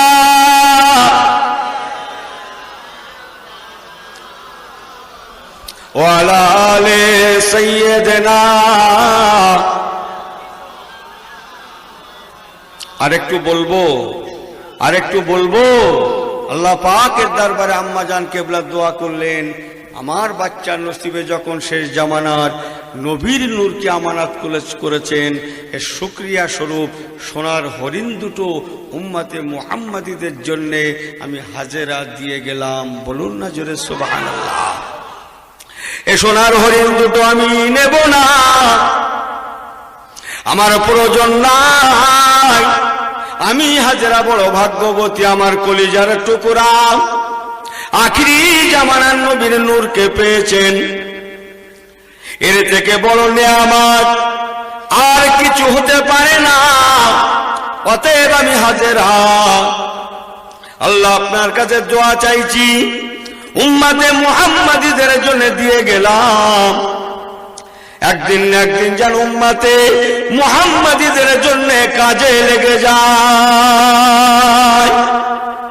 আমার পেয়ারা ভাইরা বাবাজিরা, অনেক কথা আপনারা জানেন। কাবা শরীফ তৈরি হলো, একে একে নবী রাসূল পয়গম্বর দুনিয়ায় আসতে লাগলেন। আজ থেকে ১৫০০ বছর আগে আমার রাসূলুল্লাহ দুনিয়ায় আসলেন। আরো জোরে বলেন সুবহানাল্লাহ। আমার নবী দো জাহান সাল্লাল্লাহু আলাইহি সাল্লাম আল্লাহ পাকের কাবা শরীফের দেখভাল করেন। আল্লাহ পাকের কাবা শরীফের দেখভাল করেন।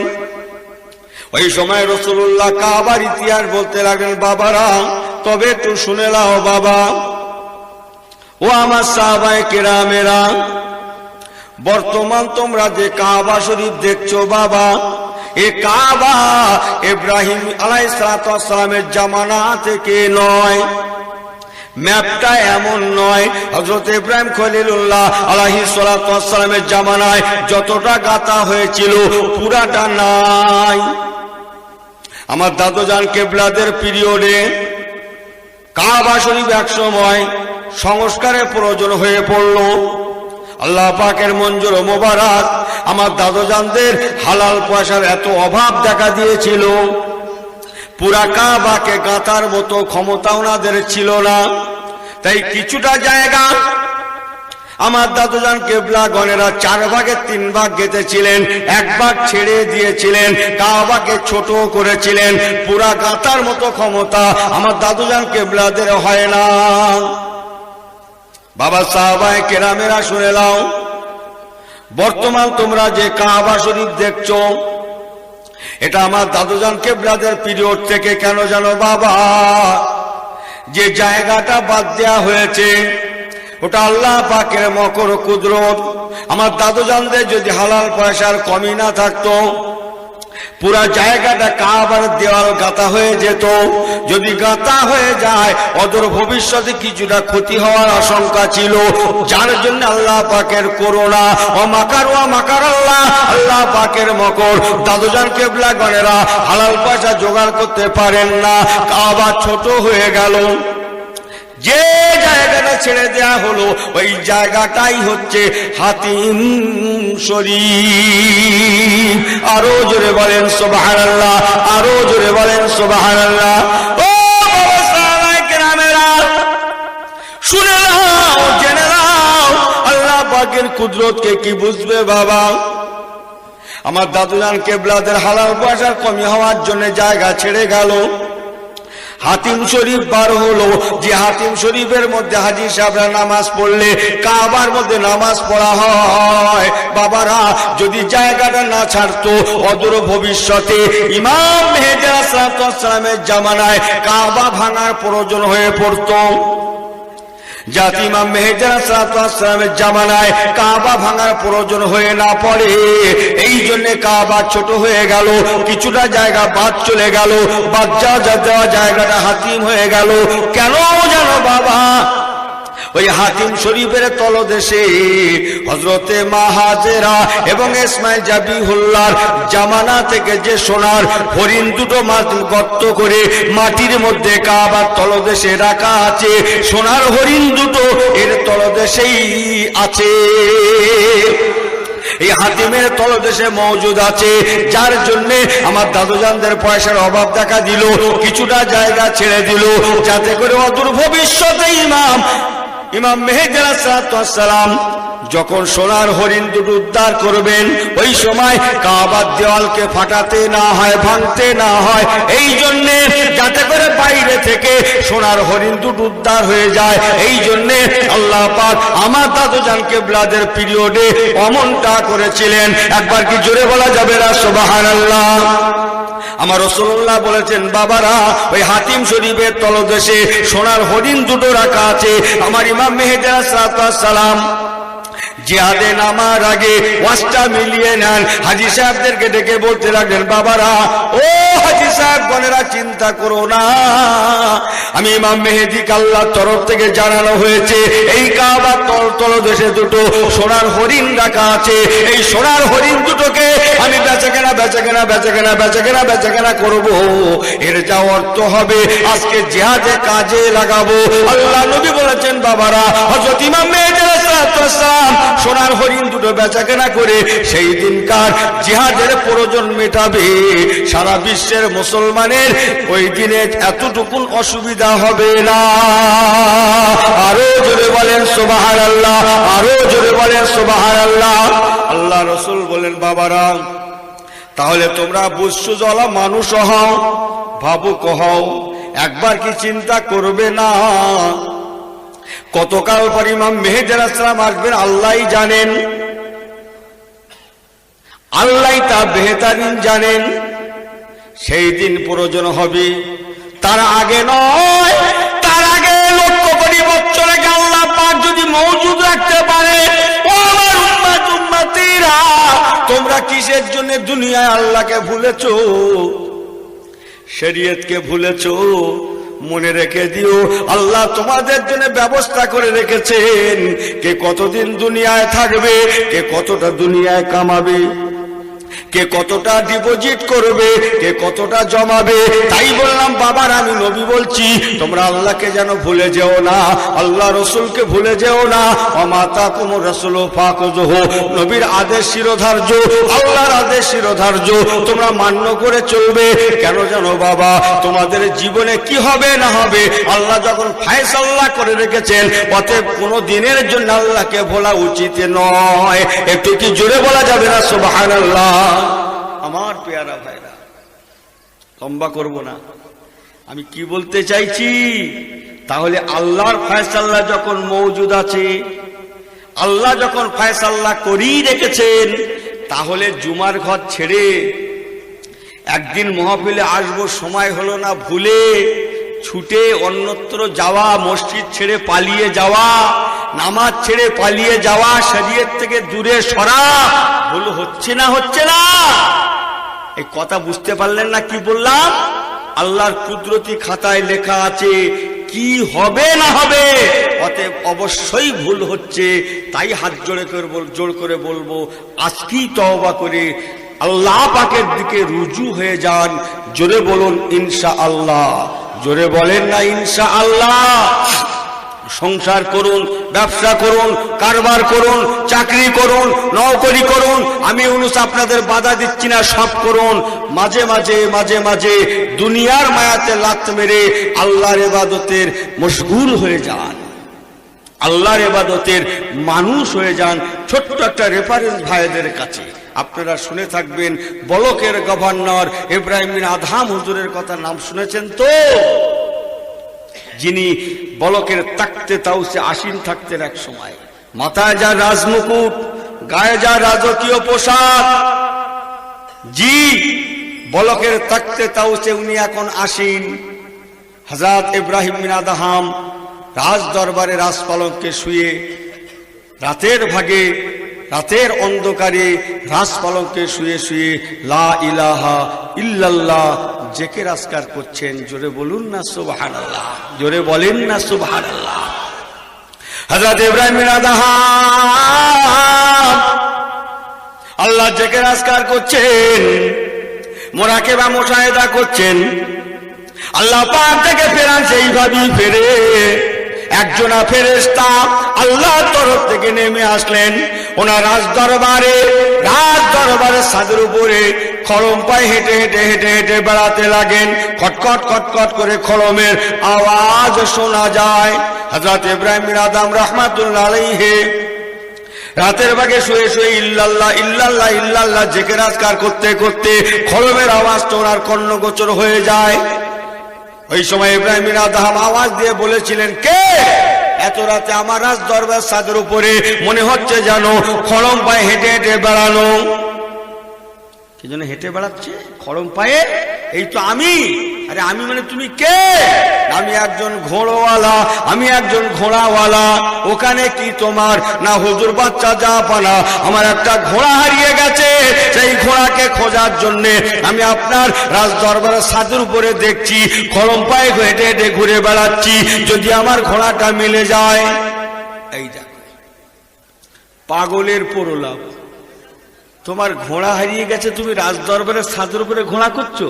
এই মিয়া, তোমার যদি ঘোড়াই হারিয়ে গিয়ে থেকে যাও, জঙ্গলে যাও, রাজ দরবারের ছাদের উপরে ঘোড়া মেলে?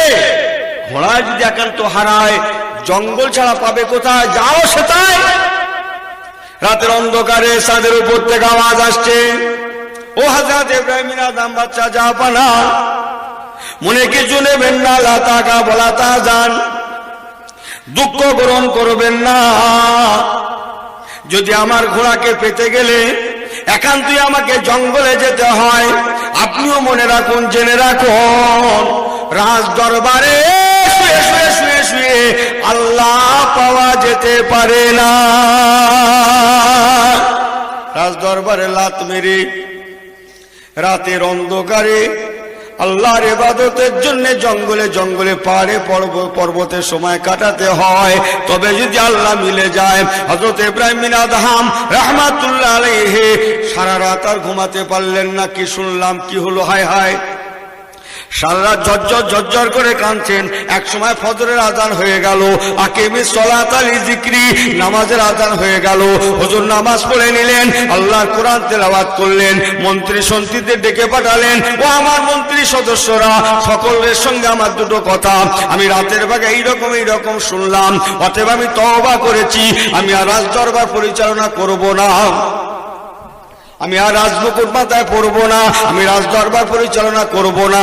আপনারা পেপারস পত্র বুঝে নেন, খাতা আপনারা খাতা বুঝে নেন, হিসাব নিকাশ বুঝে নেন, আমি আর থাকবো না, আমি এখন থেকে আমার আল্লাহর হয়ে যেতে চাই।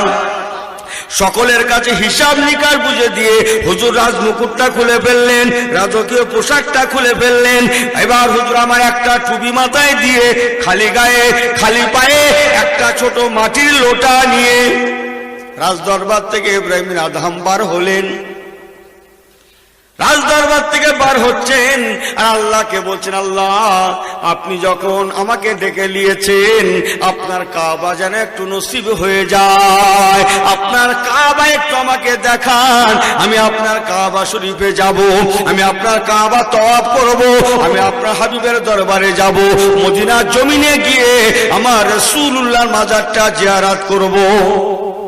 হযরত ইব্রাহিম বিন আদহাম রাজ দরবার থেকে বার হচ্ছেন, হঠাৎ চিন্তা করলেন, আমি কাবা শরীফে যাব, খালি হাতে গিয়ে কি করব, খালি মুখে গিয়ে কি করব, আমি কোন মুখ আল্লাহর সম্মুখে যাব, হতে পারে না, আমি আল্লাহর ইবাদতের সঙ্গে যাব। এই না মনে করে হুজুর আমার আকিমিস সালাতা লিযিকরি, আল্লাহর নামাজের নিয়ত করলেন, 2 রাকাত নামাজের নিয়ত করলেন, আল্লাহু আকবার, 2 রাকাত নামাজ সমাদা করলেন, সালাম ফিরালেন, ফায়দা কদাতিস সালাত, সালাম ফিরালেন, তবে না ডান কদমটা বাড়ালেন, আবার 2 রাকাত নামাজ পড়লেন, নামাজ পড়া হয়ে গেল, তবে না আবার বাম কদমটা বাড়ালেন, আবার 2 রাকাত নামাজ পড়লেন, আবার ডান কদম বাড়ালেন, এমনি করে করে একটা করে কদম বাড়ান আর 2 রাকাত করে নামাজ পড়েন, একটা করে কদম বাড়ান, 2 রাকাত করে নামাজ পড়তে পড়তে আমার মুসলমান ভাইরা পরিবর্তন কাকে বলে, একাধ দিন একাধ মাস নয়, একাধিক ক্রমে 14টা বছর ধরে হুজুর আমার 2 রাকাত করে নামাজের সঙ্গে সঙ্গে একটা করে কদম পাল্টে পাল্টে আল্লাহ পাকের কাবা শরীফের জমিনে পৌঁছালেন। কি করেছেন এই ছেলেরা? একবার ভাববে না? আমার ভাইয়েরা একবার ভাববেন না?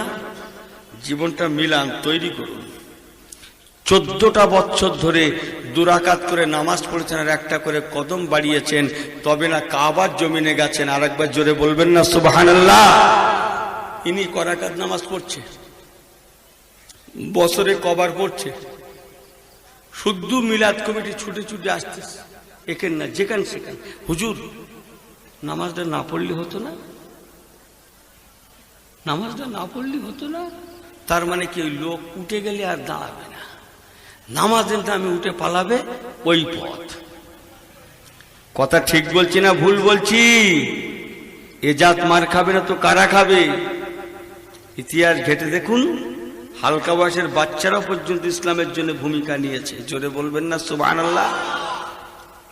যে 2 মাসের, 4 মাসের, 6 মাসের, 1 বছরের, 2 বছরের, 3 বছরের বাচ্চাগুলো তাদের মা জননীরা নিয়ে কোলে করে নিয়ে রসুল্লাহর কাছে তুলে দিয়েছেন, রসুলের কোলে তুলে দিয়ে বলেছেন, হুজুর আমার বাচ্চাটা আপনার জন্য ঢাল স্বরূপ, এটা আপনি কোলে রাখুন, সঙ্গে রাখুন, আপনি যখন জিহাদে যাবেন আমার বাচ্চাটা সঙ্গে রাখবেন, বুকের সামনে ধরবেন, একান্ত যদি কোনো তীর অতর্কিতে আসে আপনার বুকের সম্মুখে তীরটাকে আটকানোর জন্য আমার বাচ্চাটাকে ধরবেন, যেন আমার বাচ্চার জীবনের বিনিময়ে আপনি আমার নবী জানে বেঁচে যান। বলুন না জোরে সুবহানাল্লাহ। যে আর এখানে ইনি কোরবানি দিচ্ছে 18 জন মিলে। কজন মিলে কোরবানি দিচ্ছে? 18 জন। সেদিন এক জায়গায় শুনলাম 35 জন মিলে একটা কোরবানি দিচ্ছে। 35 জন মানে সৌর বাড়ির কুটুম হলে 35 জন মিলে একটা কোরবানি দিচ্ছে। কথা ঠিক বলছি না ভুল বলছি? 7 জনে একটা কোরবানি জায়েজ আমি জানি। এত আমল মশলাটাকে করেছে, ঘুরে ফেরে আসে গরুটা 7 ভাগে কেনার জন্য চেষ্টা করে, একা বলো নিজে 3টে দিতে পারে। এই কথা ঠিক কিনা বলেন? তাহলে দায় সারা হচ্ছে না হচ্ছে না? হ্যাঁ, গরু কেনার আগে কত কেজি গোশত হবে হিসাব হচ্ছে না হচ্ছে না? নামাজ শুরু করার আগে কখন আসবি, এক্ষুনি যাবো আর আসবো বলা হচ্ছে না হচ্ছে না? রোজার আগে শীতের কাল না গরমকাল, বর্ষাকাল না অমুক কাল হিসাব হচ্ছে না হচ্ছে না? ক ঘন্টার রোজা, 7 ঘন্টার না 9 ঘন্টার না 12 ঘন্টার না 14 ঘন্টার হিসাব হচ্ছে না হচ্ছে না? এই কথা বুঝতে পারতা? হ্যাঁ, আমাকে ভুল বোঝেন না, আল্লাহ গুনাহ খাতা মাফ করুক। ইসলাম এমনের জন্য নয়, ইসলাম খুশবু আলাদা, ইসলাম আলাদা খুশবুদার। এসব করেছে শুধু রঙিন আর রঙিন, একটাও খুশবু নেই। বলো নাকের মধ্যে ঢুকিয়ে দেন, একটাও খুশবু পাবেন না। বুঝতে পারছেন? ওই যা খুশবু আছে ওই। আল্লাহ রাস্তায় বলে গেলাম, ও ভাইরা মুরব্বীরা, হযরত ইব্রাহিম বিন আদহাম 2 রাকাত করে নামাজ পড়লেন, একটা করে কদম উঠালেন, আল্লাহর কাবার জমিনে গেলেন। কিন্তু না, আল্লাহ পাকের কাবার জমিনে গিয়ে আল্লাহ পাকের কাবাকে দেখতে পান না। সাফা পাহাড় আছে, মারওয়া পাহাড় আছে, আবু কুবাইস পাহাড় আছে, রাসূলের পাকের মওলুদুন নবী আছে, ওদিকে আবু জেহেলের বাড়ি আছে, কাবা চতুর্দিকে আপনার কি বলে হেরেম শরীফ আছে, সব আছে, লেকিন আল্লাহ পাকের কাবা নাই। জর করে কাজের আল্লাহ আমি কি অন্যায় করলাম? আল্লাহ আপনার কাবা কেন আমাকে দেখালেন না? ওহী বন্ধ হতে পারে, ইলহাম এলকা জারি আছে। ও আমার ইব্রাহিম তুমি সবর করো, আমার একজন বান্দি যার নাম রাবেয়া, সে আমাকে বড্ড মহব্বত রাখে, বড্ড প্যার করে, এখনো 6 মাইল রাস্তা বাকি আছে, সে আর আসতে পারে না, সে তার হাত চলে না, পা চলে না, বুক ঘিসটিয়ে সে আমার কাবায় আসছিল, আর আসতে পারে না। তার বক্ষদের বয়ে বয়ে খুন বার হয়, যাকে জগতের মানুষেরা মা রাবেয়া বসরি বলে জানে। সে আমাকে বারে বার বলছে, আল্লাহ আর পাচ্ছি না, বড্ড কষ্ট হচ্ছে। সাইয়েন কদির আল্লাহ আপনি কি পারেন না আমার সম্মুখে কাবাকে পৌঁছে দিতে? ও আমার ইব্রাহিম, যার জন্য আমি আল্লাহ পাক তার দোয়াকে কবুল করে নিয়েছি বলে এখন আমার কাবা মা রাবে, আমার বান্দি রাবেয়ার দরবারে। একবার জোরে বলুন সুবহানাল্লাহ, আরো জোরে বলেন সুবহানাল্লাহ।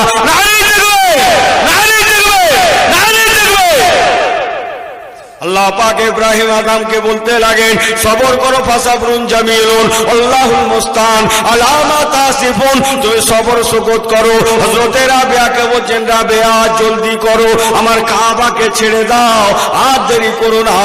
আমার ইব্রাহিম রাজ দরবার লাত মেরেছে, রাজমুকুট খুলে ছুঁড়ে ফেলে দিয়েছে, রাজকীয় পোশাক খুলে ফেলেছে, 2 রাকাত করে নামাজ পড়েছে। আর আমি আল্লাহ পাক আমাকে রাজি করার জন্য একটা করে কদম বাড়িয়েছে, 2 রাকাত করে নামাজ পড়েছে, 14টা বছর কাটিয়েছে। সে কাবার বড় দেওয়ানা হয়ে গেছে। আমার কাবাকে দেখতে না পেয়ে কেঁদে জারে জার হচ্ছে, ও রাবিয়া জলদি করো, আমার কাবাকে ছেড়ে দাও, আমার ইব্রাহিমকে আর রাখা যাচ্ছে না। আমার ইব্রাহিম ও আমাকে বড্ড ভালোবেসেছে। আরো জোরে বলেন সুবহানাল্লাহ, আরো জোরে বলেন সুবহানাল্লাহ। যে কোথা আছেন পরিবর্তন আনুন। আমার পেয়ারা ভাইরা, আমার বাবাজি আল্লাহওয়ালা গণেরা, তে আপনাদের কাছে বলে যাব, আল্লাহ পাক হিসাব করে রেখেছেন ইউনুস মৌলভী কতদিন দুনিয়ায় থাকবে, কতটা খাবে, কতটা পড়বে। জগতের সকল মানুষের যখন হিসাব আছে, তাহলে কি আজকেই আল্লাহমুখী হওয়া যাবে না? ও ভাইজানেরা, আল্লাহ রাস্তায় বলে গেলাম, যদি আল্লাহ রসুলমুখী হতে পারেন। আল্লাহ নবী বলেছেন, বাবারা, কাল হাসরের ময়দানে দুনিয়ার জমিনে তোমাদের যেমন অসুবিধা হবে না, আখিরাতেও তেমন অসুবিধা হবে না।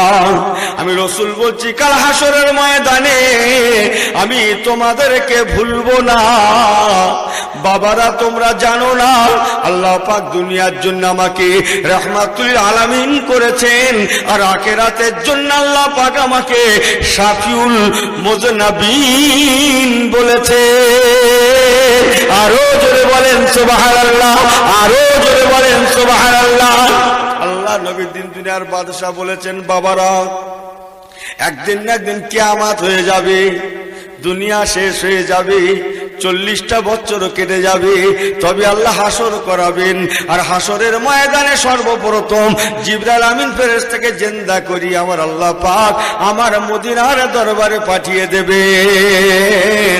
যাও বাবা, যাও জিবরাইল, যাও আমার হাবিবের মদিনা শরীফে গিয়ে আমার হাবিবকে তুমি ডেকে ওঠাও, আর আমার হাবিবকে সঙ্গে করে নিয়ে মদিনার জমিন থেকে নিয়ে তুমি আমি আল্লাহ আমার কাবার জমিনে পৌঁছে দাও। ও জিবরাইল আমিন আর মদিনার জমিন থেকে মসজিদ নববী শরীফের রিয়াজুল জান্নাত থেকে আমার হাবিবের মেম্বারটা আমার কাবার পাশে এনে হাজির করে দাও। হযরত জিবরাইল আমিন ফেরেশতা আমার নবী পাকের মাজার মুকাদ্দাসের কাছে যাবেন, যদিও নাকি তখন মাজার থাকবে না।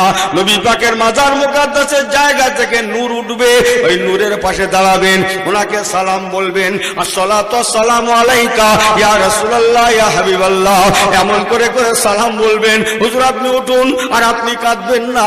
আল্লাহ আজকে হাসরের ময়দান কায়েম করেছেন, শারুন নাদামাতে ইয়াউমাল কিয়ামাহ। আমার নবী পাক মদিনার মাজার থেকে কোনো জবাব দেবেন না, বারে বারে ডাকবেন, বারে বার সালাম বলবেন, কোনো জবাব পাবেন না। পরিশেষে হযরত জিবরাইল আমিন ফেরেশতা লাচারি হয়ে আল্লাহর দরবার শরীফ পাকে ফিরে আসবেন। ইন্না সাজদা ইয়াসজুদু, আল্লাহকে সেজদা করে বলবেন, আল্লাহ আপনি আমাকে মাফ করুন, ক্ষমা করুন। আল্লাহ আপনার হাবিবের দরবারে গেলাম, এত করে অনুনয় বিনয় করলাম, এতবার করে সালাম বললাম, কিন্তু আপনার হাবিবের দরবার থেকে আমি জিবরাইল আমিন সালামের কোনো জবাব পেলাম না, আমি সাড়া পেলাম না। আল্লাহ গো, আমার বেয়াদবি হয়ে গিয়েছে, মাফ করুন। বলবো একটু, বলবো? আল্লাহ পাক সব জানেন, তথাপিও জিজ্ঞাসা করে বলবেন, ও জিবরাইল আমিন তুমি কি বলে সালাম দিয়েছিলে? উনি বলবেন, আল্লাহ আমি যে বলেছি আসসালাতু ওয়াসসালামু আলাইকা ইয়া রাসূলুল্লাহ। আল্লাহ পাক বলেন, হাবিব ও জিবরাইল আমিন তা কেমন করে হতে পারে যে নবী আমার সারা জীবন উম্মতদের কথা ভুললেন না। আজকে ময়দানে মাহশারে আজকে আসল দিন, ও জিবরাইল আমিন তার উম্মতদের কথা তুমি শোনাবে না, তিনি কেমন করে সালামের জবাব দিতে পারে? ও জিবরাইল আমিন তুমি কি ভুলে গিয়েছো আমি আল্লাহ পাক ওনাকে আজকে শাফিউল মুজনাবিন করেছি। অতএব তুমি যদি আমার হাবিবকে উঠাতে চাও, আবার মদিনার দরবারে ফিরে যাও, মদিনার জমিনে গিয়ে আমার হাবিবের দরবারে পৌঁছে আমার হাবিবকে তুমি আসসালাতু ওয়াসসালামু আলাইকা ইয়া রাসূলুল্লাহ ইয়া হাবিবাল্লাহ এমন করে সালাম দেবে না, দেবে না, দেবে না। তুমি এবার বলবে আসসালাতু ওয়াসসালামু আলাইকা ইয়া শাফিয়াল মুজনাবিন, ইয়া শাফিয়াল মুজনাবিন, ইয়া শাফিয়াল মুজনাবিন, ইয়া শাফিয়াল মুজনাবিন। আয় উম্মত কে লিয়ে সুপারিশ করনে ওয়ালা, হুজুর আপনি উঠুন আর আপনি কাঁদবেন না। আল্লাহ পাক আমাকে পাঠিয়ে দিয়েছেন আপনাকে নিয়ে যাওয়ার জন্য। আমি আপনাকে আল্লাহ পর্যন্ত পৌঁছে দেব। ইয়া শাফিয়াল মুজনাবিন, হুজুর আপনি জানেন না আল্লাহ পাক আপনার জন্য তার কাবাকে সাজিয়েছেন। ইয়া শাফিয়াল মুজনাবিন, আল্লাহ পাক আপনার জন্য অপেক্ষা ইন্তজার করছেন আর আপনার সুপারিশকে তিনি কবুল করবেন বলে ওয়াদা করেছেন। হযরত জিবরাইল আমিন এমন করে যখন বলবেন আর হুজুরকে রাখা যাবে না, আমার হুজুর আর থাকতে পারবেন না। আমার রাসূলুল্লাহ হাবিবুল্লাহ সাল্লাল্লাহু আলাইহি সাল্লাম ও আমার প্যারা ভাইরা, ওই সময় আর দেরি করবেন না। খালি গায়ে, খালি মাথায়, খালি কদমে একটা তহবান পরে অবস্ফরিত অবস্থায় ইয়া আল্লাহ, ইয়া আল্লাহ, বিসমিল্লাহ, আল্লাহু আকবার বলতে বলতে আমার রাসূলুল্লাহ মদিনার দরবার থেকে ছুটবেন। সঙ্গে জিবরাইল আমিন থাকবেন। ছুটে ছুটে ছুটে ছুটে গিয়ে আল্লাহ পাকের কাবার জমিনে পৌঁছে বিসমিল্লাহ আল্লাহু আকবার বলে আমার রাসূলুল্লাহ আল্লাহকে সিজদা করে আমার গুনাহগার উম্মতে মুহাম্মাদীদের জন্য, আমরা গুনাহগার উম্মতে মুহাম্মাদী, আমাদের জন্য উনি আল্লাহ পাকের দরবারে দোয়া চাইবেন। আরে জোরে বলেন সুবহানাল্লাহ। ওয়ালা মিনাকা এলাকার ভাইরা, আল্লাহ ওয়ালা গণেরা, কি আপনাদের ঘরে বলবো আমার রাসূলুল্লাহ আল্লাহকে সিজদা করে সর্বপ্রথম কোন দোয়া করবেন জানেন? কি কথা বলবেন জানেন? কানটা খাড়া করে শুনেলেন। আমার রাসূলুল্লাহ হাবিবুল্লাহ সর্বপ্রথম বলবেন আল্লাহ আজকে বিচারের দায়িত্বটা আপনি যে আজকে হাকামুল হাকিমিন, বিচারকদের বিচারক, আজকে আপনি বিচার করতে বসেছেন। আয় রব্বুল আলামিন আল্লাহ, আজকে যদি আপনি আমাকে এই বিচারের দায়িত্বটা আমার হাতে তুলে দিতেন, আমি নবী আমার হাতে আপনি অর্পণ করতেন, বিচারের দায়িত্বটা যদি আমি রাসূলুল্লাহ আমার হাতে আপনি ছেড়ে দিতেন, আমি নবী বড্ড খুশি হয়ে যেতাম। আল্লাহ আপনার কাছে আমার সর্বপ্রথম দোয়া আজকে বিচারের দায়িত্বটা আপনি আমার হাতে তুলে দিন। আমি নবী বিচার করব আপনার জায়গায়, আমি নবী বিচার করব, আমার উম্মতদের বিচার আমি নিজে করব। আল্লাহ পাক বলবেন হাবিব কেন আপনি বিচার করতে চাইছেন, কেন আপনি অমন করে দাবি করছেন? আল্লাহ নবী বলবেন, আমার রাসূলুল্লাহ বলবেন আয় রব্বুল আলামিন আল্লাহ আজকে যদি আপনি আমাকে বিচারকের দায়িত্বটা দেন, আমার হাতে আপনি অর্পণ করেন, আমি রাসূলুল্লাহ, আমি আমার কলমের বলে, আমি আমার পাওয়ারের বলে, আমি আমার ক্ষমতার বলে আমার সমস্ত উম্মতে মুহাম্মাদীদেরকে আমি মাফ করে দিতাম। আরো জোরে বলেন সুবহানাল্লাহ, আরো জোরে বলেন সুবহানাল্লাহ। নারী থাকবে, নারী থাকবে, নারী থাকবে। আল্লাহ পাক ওই সময় বলবেন আমার হাবিব আপনি বিচারের দায়িত্ব নিতে যাবেন না, আপনার কষ্ট হবে, আপনি জানেন না। আপনার এমন বহু উম্মতি আছে যাদের ঈমানটা আছে অথচ আমল নাই, আবার এমন উম্মতি আপনার আছে যাদের আমলের পাহাড় আছে অথচ ঈমান নাই। ঈমান না থাকার জন্য আপনি জান্নাতে দিতে পারবেন না, আমল না থাকার জন্য আপনি জাহান্নামে দিতে পারবেন না, ঈমান না থাকার জন্য আপনি জান্নাতে দিতে পারবেন না। এদের আমল আছে, ঈমান নাই, জান্নাতে দিতে পারবেন না। আবার ঈমান আছে, আমল নাই, ঈমান থাকার জন্য আপনি জাহান্নামে দিতে পারবেন না। আমার পেয়ারা নবী আপনার বড্ড কষ্ট হবে, তাদের সংখ্যা কোটি কোটি কোটি কোটি কোটি কোটি হবে। ওই সময় হাবিব গো আপনি একবার ওদের মুখের দিকে তাকাবেন আর একবার আমি আল্লাহ আমার দরবার শরীফের দিকে তাকাবেন। কেন না আপনি মনে মনে মনে মনে চিন্তা করবেন এতগুলো মানুষকে কোন জ্ঞানে কোন বিবেকে আমি আজকে বিচারক হয়েছি বলে আমি নবী মুহাম্মদ কেমন করে কোন জ্ঞানে জান্নাতে দেব? যদি আল্লাহ নারাজ হয়ে যায়, রিদওয়ানু মিনাল্লাহি আকবার, আল্লাহ যদি নারাজ হয়ে যায়, আমি মুহাম্মদ বেকার হয়ে হয়ে যাব। আমার পেয়ারা নবী এই জন্য একবার আপনি ওদের মুখের দিকে তাকাবেন, একবার আমার দরবারের দিকে তাকাবেন, একবার আমার রহমতের দরবারের দিকে তাকাবেন, একবার ওদের মুখের দিকে তাকাবেন, বারেবার বারেবার বারেবার অমন করবেন। ওই সময় আমি আল্লাহ ছাড়া বিচারটা ফয়সালা হবে না, হবে না, হবে না। তাই আপনাকে বলবো, আপনি বিচারক হতে যান না, আপনাকে সুপারিশি নেয়ামত দেওয়া হয়েছে, আপনি আমার কাছে সুপারিশি করুন। আমি আল্লাহ পাক লেমাই আশা, যদি ইচ্ছা করি আমি কার আমল আছে না আছে তাকাবো না, কার কি পুঁজি আছে না আছে আমি আল্লাহ দেখবো না। আমি কাউকে চিনি না, কাউকে জানি না, কারো দিকে তাকাবো না, কারো দিকে দেখবো না, কেবল আপনার দিকে তাকিয়ে আপনার মুখের দিকে ফিরে আমি আল্লাহ আপনার উম্মাত উম্মাতিদেরকে মাফ করে দেব। আরো জোরে বলেন সুবহানাল্লাহ, আরো জোরে বলেন সুবহানাল্লাহ। আল্লাহুম্মা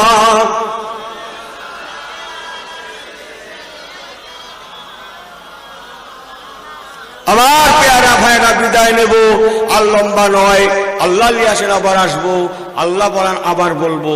কি বলতে চাইলুম? কাজের মানুষ হন, কাজের মানুষ হন, তওবা করুন, আল্লাহ পাকের কাছে কাঁদুন। আমার হুজুর ময়দানে মাহশারে আমাদের জন্য যথেষ্ট হবেন।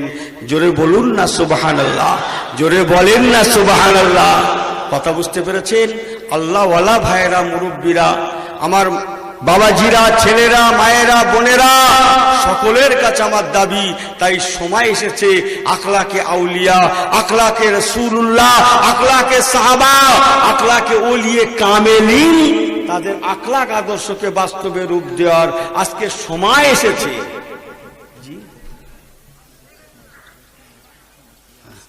আজকে সময় এসেছে তাদের দিকে ফেরার। তওবা করুন। নসিবে जो लिखा हुआ था वही मिलेगा, ना ज्यादा ना कमती ना खामती। কথা বুঝতে পারতা হয়? বেশিও মিলবে না, কমও মিলবে না, কমতিও নয়, খামতিও নয়, ঘাটতিও নয়, যেটা পাওনা পেয়ে যাব। তাহলে আল্লাহকে ভুলে দূরে থাকাটা ভুল হচ্ছে না? ভুল হচ্ছে বই কি? ফিরে আসুন, তওবা করুন। ইব্রাহিম বিন আদহামের মতো পারবো না, পারবেন না, তাই বলে কি এতটুকুন পারবো না? আল্লাহর রাস্তায় বলে গেলাম,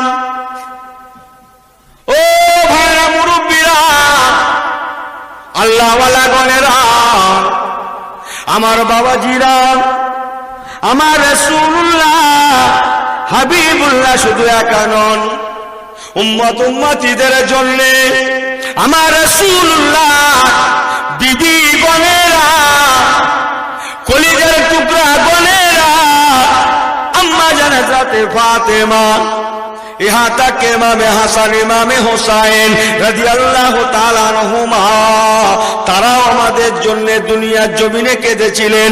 একবার কি জোরে বলা যাবে না সুবহানাল্লাহ? यहाँ तक कि हजरत फातिमा রাদিয়াল্লাহু তাআলা আনহা পর্যন্ত, ইয়া রাসূলুল্লাহ, হাবিবাল্লাহ, বাজার আর আপনি উম্মাত করে কাঁদবেন না। আমি ফাতেমা কথা দিলাম, আমার জীবনে যত নামাজ পড়েছি, রোজা রেখেছি, দান খায়রাত করেছি, ইবাদত করেছি, তেলাওয়াত করেছি, সমস্ত ইবাদত তেলাওয়াত আমি ফাতেমা আপনার উম্মাতিদের জন্য আমি দান করে গেলাম। আরো জোরে বলেন সুবহানাল্লাহ। ও ভাইরা, মুরব্বীরা, শুধু তাই না, আমার রাসূল পাক সাল্লাল্লাহু আলাইহি সাল্লাম একাত দিন নয়, একাত মাস নয়, সালাসা ইয়াউম ওয়া লায়ালিন, 3 দিন 3 রাত, 3 দিন 3 রাত হুজুর একাধিক ক্রমে কেঁদেছেন। আর মাথা তোলেন না, কেউ মাথা উঠাতে পারে না।